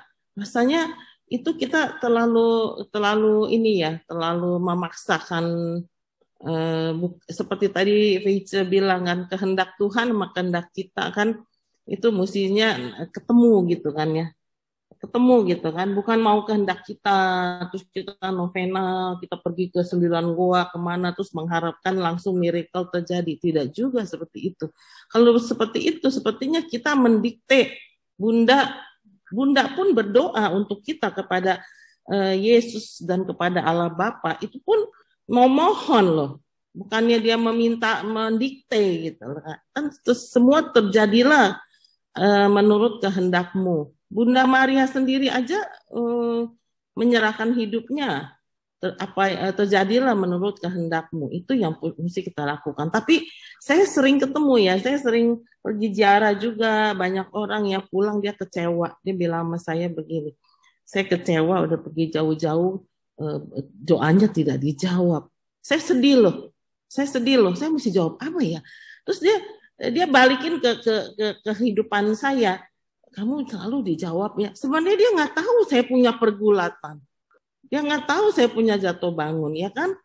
Tapi saya sedih kalau orang merasa setelah novena, setelah pergi, yang tadi saya cerita mama saya, kita kan nggak tahu iman dia seperti apa. Sampai dia pergi langsung dapatkan menantu, ya kan? Jatuh bangunnya dia kita nggak tahu loh. Tapi bukan saya kan hanya cerita short story, happy ending gitu kan. Tapi perjuangannya kan kepanjangan nih kalau saya ceritakan. Tapi saya cuma mau kasih satu sharing ya, bahwa jangan kita novena terus mengharapkan miracle. Bukan itu loh. Kita mesti konsisten, komit, kita doa, kita setia dengan Bunda, bersama Bunda, memohon kepada putranya supaya kalau boleh doa saya dikabulkan, ya kan? Yang benar kan gitu kan? Tapi saya benar sedih kalau ada orang lihat enak ya kamu ya ziarah pulang dikabulkan. Saya langsung nggak bisa jawab. Saya kalau jawab nanti kan orang terluka gitu ya. Saya bilang dia nggak tahu aja pergulatannya kita, ya kan? Jadi jangan itu jadikan, kalau kita novena terus mengharapkan sesuatu atau ziarah mengharapkan sesuatu, itu kita berhala loh itu. Berhala. Bukannya kita membina relasi dengan bersama Bunda untuk kepada putranya. Kita jadi berhala. Oh, dengan kita 9 kali kita pasti, sampai ada orang titik komanya jam aja dia nggak boleh lari loh, novena loh. Jam 9, jam 9 apapun yang terjadi dia mesti doa. Gitu loh. Itu jadi berhala loh, hati-hati loh. Hati-hati. Bahaya itu. Karena ujung-ujungnya ya kecewa, dan kita menganggap Tuhan kita itu bisa disetel sama kita, bisa diatur sama kita. Bukan itu yang Tuhan mau. Bunda pun tidak bisa memaksa loh, dia membantu kita berdoa kepada putranya. Itu aja yang saya pengalaman saya ya dengan orang-orang yang kecewa, curhat, kok doanya nggak dikabul, Bunda kemana, Yesus kemana, saya udah 9 kali, saya sampai doa udah jungkir balik katanya, doanya tidak dikabul.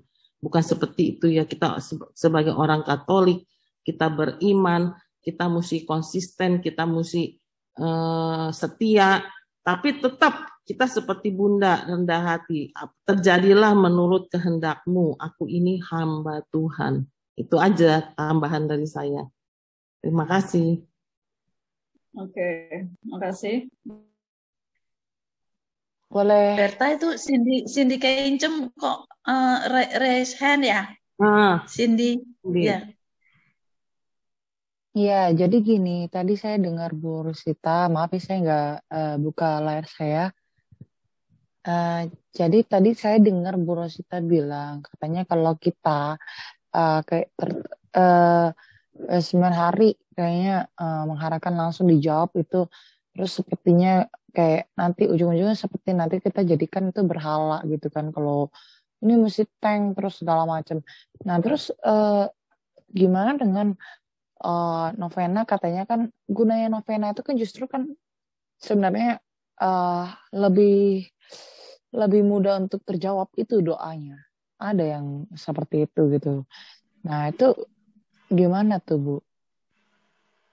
Boleh saya tanggapin? Ya, silakan. Halo Cindy. Halo, ya. Halo Pak Walus. Begini, kalau yang menurut Bu Rosita, memang kita juga perlu ada kewaspadaan di dalam kita beribadat. Karena pada zaman dulu pun, di dalam sejarah Katolik, kekristenan, ada aliran-aliran yang tidak diperbolehkan karena terlalu menganggap Bunda Maria itu sebagai Tuhan. Ada pula yang tidak menganggap Maria sebagai Bunda yang nggak ada artinya. Jadi kita perlu kembalikan fokus kita bahwa sebenarnya apa yang diinginkan Maria. Dari Bunda Maria, saya tadi senang banyak sharing-sharing mengalami bagaimana dengan Bunda Maria. Saya sendiri pun juga. Namun apa yang saya dapat, Bunda Maria itu mengajari suatu kerendahan hati. Bunda Maria itu mengajarkan suatu ketaatan. Bunda Maria tidak memiliki kuasa untuk mengabulkan. Nah, seringkali kita sebagai orang Katolik menjadi bahan cercaan maupun bahan bulian dari tetangga kita karena kurang kewaspadaan kita sendiri. Kita pengen sesuatu, kita doa sama Bunda Maria supaya dikabulkan. Kan ada contohnya, perkawinan di Kana. Jadi kita seringkali salah. Kita memasukkan Bunda Maria di pojokan pada Bunda aku minta begini, Bunda begini. Bunda Maria itu mengajarkan suatu ketaatan, kerendahan hati. Supaya kita percaya kepada anaknya. Bukan kita menjadi anak yang cengeng untuk selalu minta diturutin. Kalaupun Ibu Rosita seringkali dikabulkan, pasti di dalam pengabulan itu dia mempunyai suatu misi. Bukan tanpa suatu misi. Bahwa kalau kita, seperti halnya kita minta permen sama orang tua, nggak bakalan dikasih. Kenapa? Kalau kebanyakan makan permen, kita ke dokter gigi terus, boncos. Ya Bu Shirley ya. Nah, kalau kita minta sesuatu sama orang tua kita dikasih. Tapi kamu rajin belajar ya.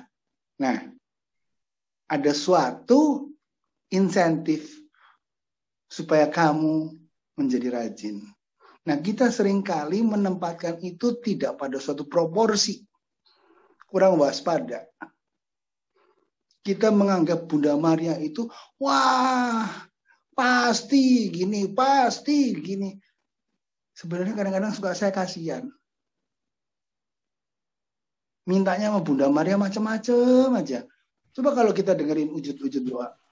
Kalau di lingkungan di wilayah Kalau PI yang datang dikit, kalau Rosario bisa 50. Terus permintaannya, walah, lucu-lucu. Macam-macam. Minta suaminya gimana, minta anaknya gimana, minta kondisi ekonominya gimana. Aku pikir, waduh, melas banget Bunda Maria. Bunda Maria ditempatkan menjadi, benar kata Bu Rosita, kita kurang mewaspadai. Kita dalam berdevosi baik. Bukan saya anti, bukan saya gimana, karena saya mengalami. Saya ini, kalau boleh cerita sendiri, boleh cerita nggak nih Bu Vice? Boleh dong. Boleh ya? Cindy, boleh nggak nih cerita nih? Boleh lah, boleh. Boleh. Saya ini sampai terjun di KKS, dulu saya Katolik yang cuma Natal. Paskahnya nggak pernah. Saya suatu hari menghadapi kondisi di mana ayah saya kena stroke.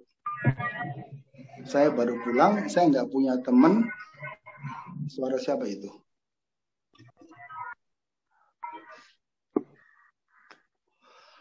Saya nggak punya siapa-siapa, nggak kenal pastor siapa-siapa. Menghadapi ayah saya yang stroke pas saya hari ulang tahun. Sementara saya sama papa saya waktu itu, kalau orang Cina bilang, ciong. Waduh. Saya nggak tahu mesti bagaimana. Saya doa rosario gak bisa. Nggak bisa doa rosario. Sampai suatu hari, adik saya punya pacar, orang tuanya dari Roma, datang bawain rosario. Paul, ini kamu doa rosario. Waduh, bagus rosario, saya senang banget. Tante, tapi saya nggak bisa doa rosario. Nah, lu cilaka nggak lo? Dikasih rosario, nggak bisa doa rosario. Saya doa rosario dari puji syukur ya, kalau nggak salah ya, dulu ada. Saya dari situ panduannya. Saya doa rosario. Saya merasakan suatu ketenangan. Saya merasakan suatu bimbingan. Segala masalah saya doakan, saya curhat sama Bunda. Demikian pula masalah saya dengan orang tua saya.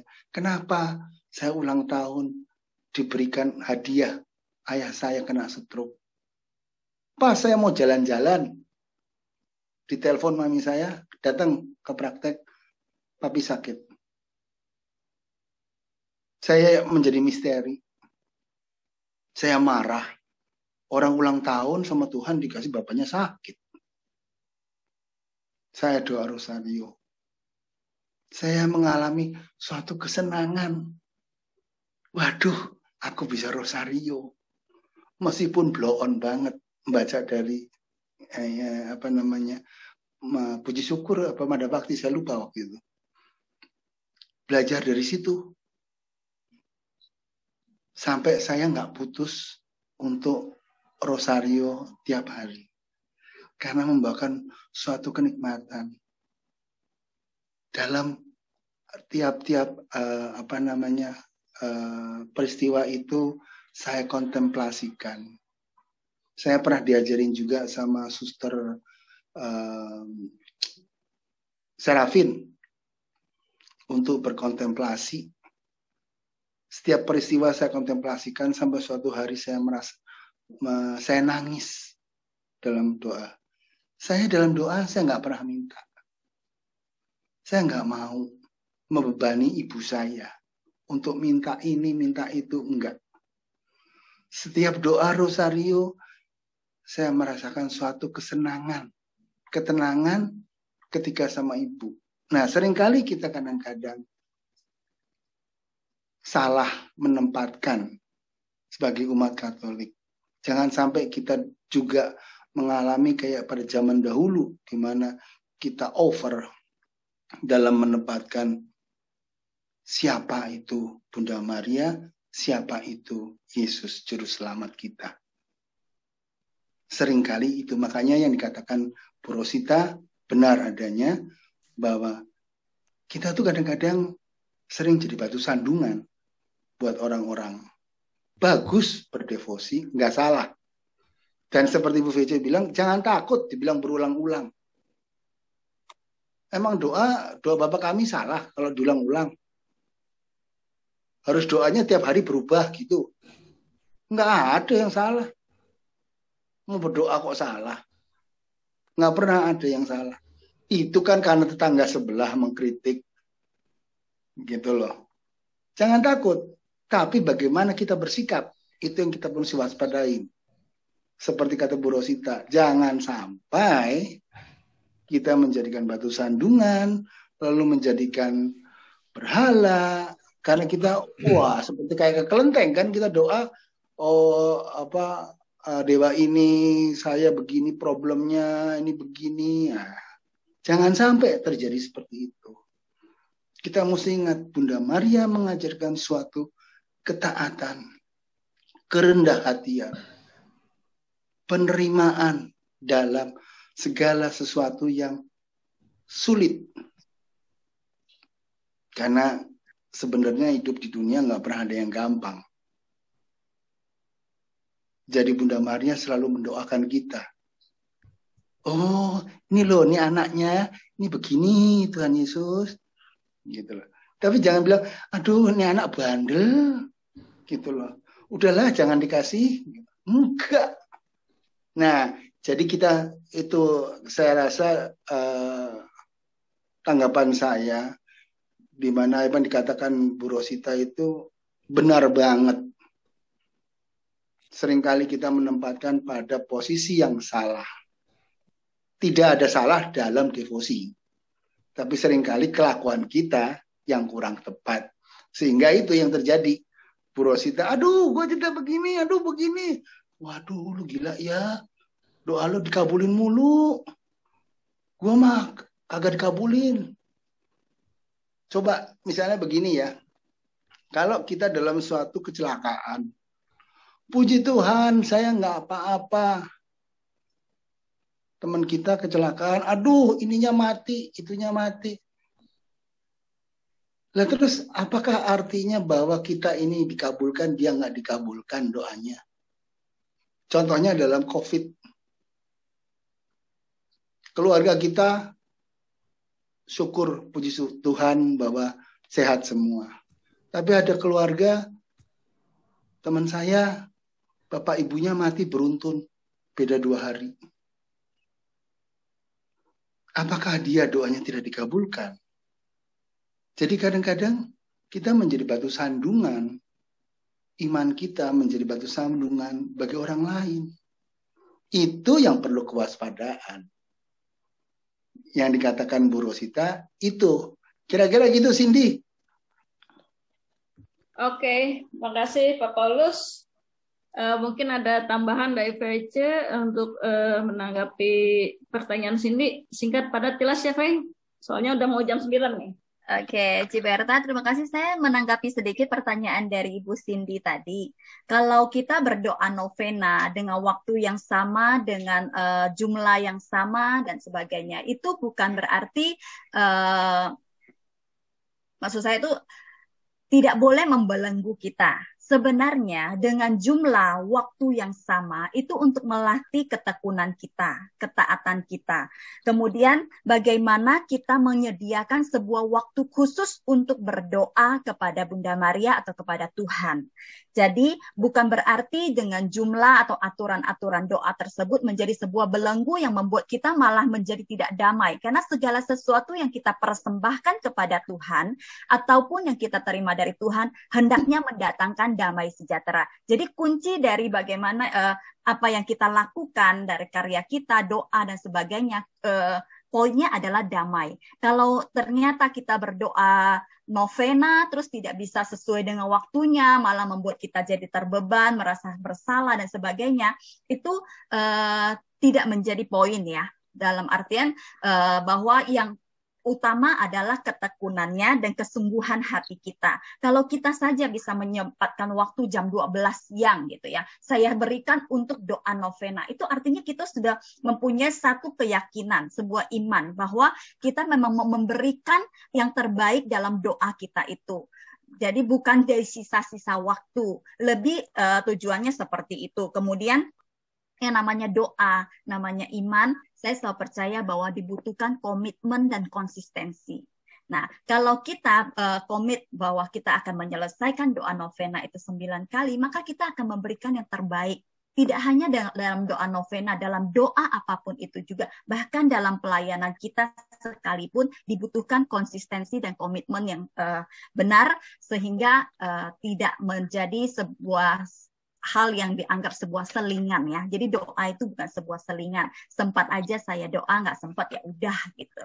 Jadi kalau kita berdoa novena ataupun doa-doa yang mempunyai aturan itu, sebenarnya aturan itu kan dibuat oleh manusia juga. Kita tidak terikat oleh aturan itu, tidak terbelenggu oleh aturan-aturan itu, tapi segala sesuatu yang kita jalankan hendaknya mendatangkan damai, itu menjadi persembahan terbaik dan yang menjadi berkat dari Tuhan. Itu aja, jangan lupa bahwa doa membutuhkan komitmen, konsistensi, dan ketaatan. Itu aja. Semoga menjawab, Bu Cindy. Iya, menjawab. Tapi saya kalau ada pertanyaan, pasti udah nggak boleh nanya lagi. Ya kan? Jangan pesimis gitu dong, Cindy. Kan dibilangnya kan, ini jam 9 loh, gitu kan. Jadi kan Nggak apa-apa. Jam 9, nggak apa-apa. Nggak masalah, silahkan. Silakan Cindy. Bu Cindy, nanti bisa dilanjut dengan Pak Paulus. Silahkan. Jadi pertanyaan saya, pertanyaan konfirmasi aja sih. Saya tadi mendengar KVIC itu, VIC kan benar ya namanya ya? Benar. Nah, dia bilang, yang penting kesungguhan hati. Nah, dan itu waktu itu adalah untuk supaya kita tekun, kita taat. Nah, seandainya ada kondisi di mana misalnya kita sebelum-sebelumnya tuh doa dari tanggal misalnya 12, 13, 14 sampai tanggal 20 berapa lah kan, itu kan 9 hari kan. Nah, tanggal 12, 13 ya kita luangin waktu di jam misalnya jam 12 lah ya, kayak kata KPC ya. Nah, terus tiba-tiba ternyata tanggal 14 itu nggak nyangka banget ada acara ternyata jam 12 itu tuh. Nah, jadi bisanya melangkannya misalnya jam 11 itu apa nggak apa-apa gitu. Katanya kan yang penting kesungguhan hati. Jawab tidak apa-apa. Yang pasti kita jalan, kalau toh memang keadaannya misalnya kita dalam keadaan yang sangat mendesak tidak bisa, ya tidak apa-apa. Tapi diingat bahwa nanti kita akan memenuhi lagi doa kita itu. Mungkin di waktu yang memang sudah tidak ada gangguannya lagi. Kalau memang ada gangguan ya tidak apa-apa. Maksudnya dalam ada kendala ya. Misalnya contohnya saya lagi mengantarkan mama saya ke dokter atau apa gitu. Terus saya harus tinggalin mama saya dulu untuk berdoa. Saya rasa Tuhan juga tidak menghendaki hal seperti itu. Yang penting adalah bagaimana kita taat dengan ketulusan hati. Jadi panggilan itu dengan ketulusan hati. Oke. Cindy. Tidak menjadi belenggu. Cindy, kalau boleh ingetin, sekarang itu rosario udah banyak bentuknya. Ada yang bentuknya cincin, ada yang bentuknya gelang, kalung, dan sebagainya. Itu bisa dilakukan di mana aja. Kita nyetir, kita bisa. Kita sambil di mana, nggak pernah ada larangan. Mohon maaf, bahkan kalau mau di WC pun lagi sakit perut juga bisa. Nggak menghambat kita. Kita sambil pegang misalnya cincin rosario. Kita pegang gelang kita. Nah, itu bisa. Sebenarnya doa itu kan seperti kayak kita telepon. Kapan aja kita telepon ke ibu kita kan bisa. Mah, aku pengen pulang, lapar. Nah, mau di mana aja bisa kan? Ya nggak Cindy? Iya.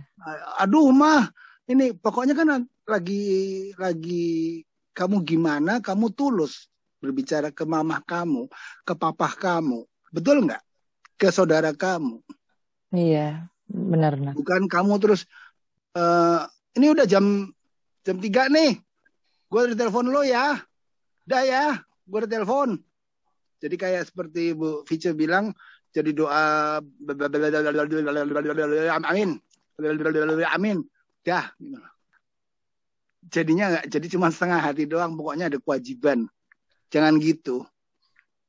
Jadi makanya yang dimaksud Bu Vice itu suatu ketulusan. Kayak kita telepon, "Mah, aku lapar, nanti pulang tolong sediain makan ya." Nah, aku belum makan nih.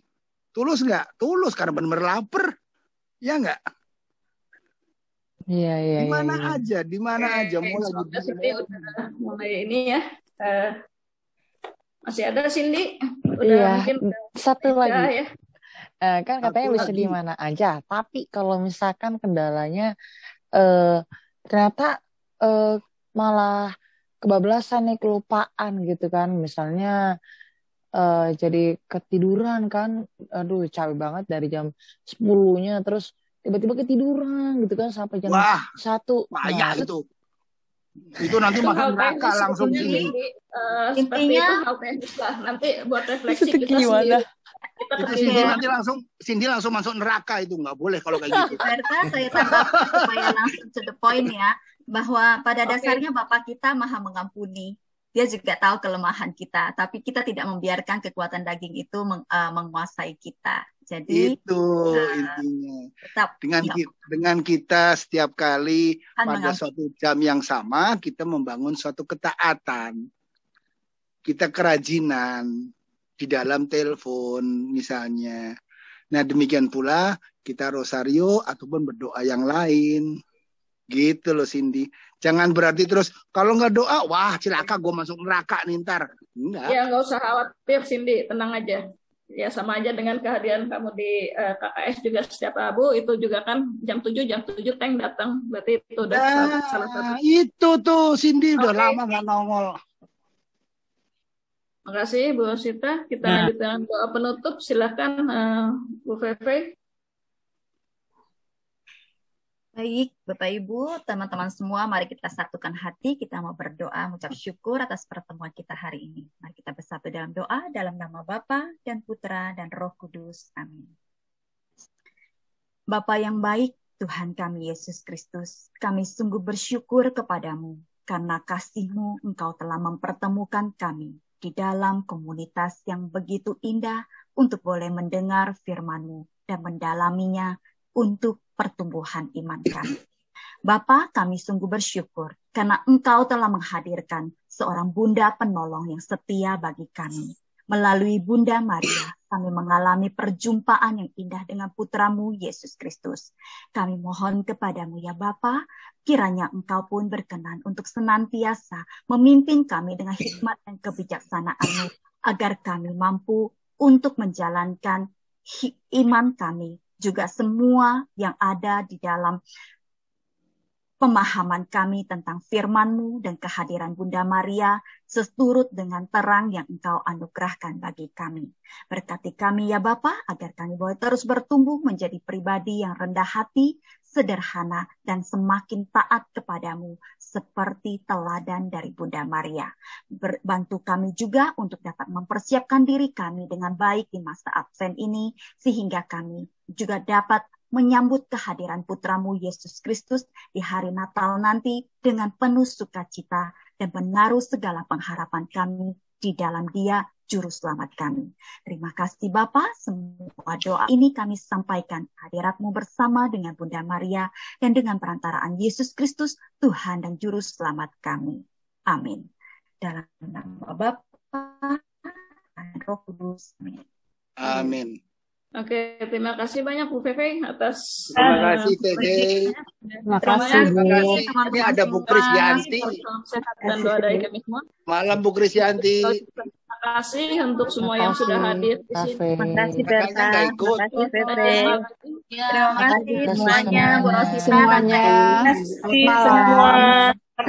Izin ya. Terima kasih Bapak Ibu. Sampai jumpa lagi. Tetap semangat seperti aku.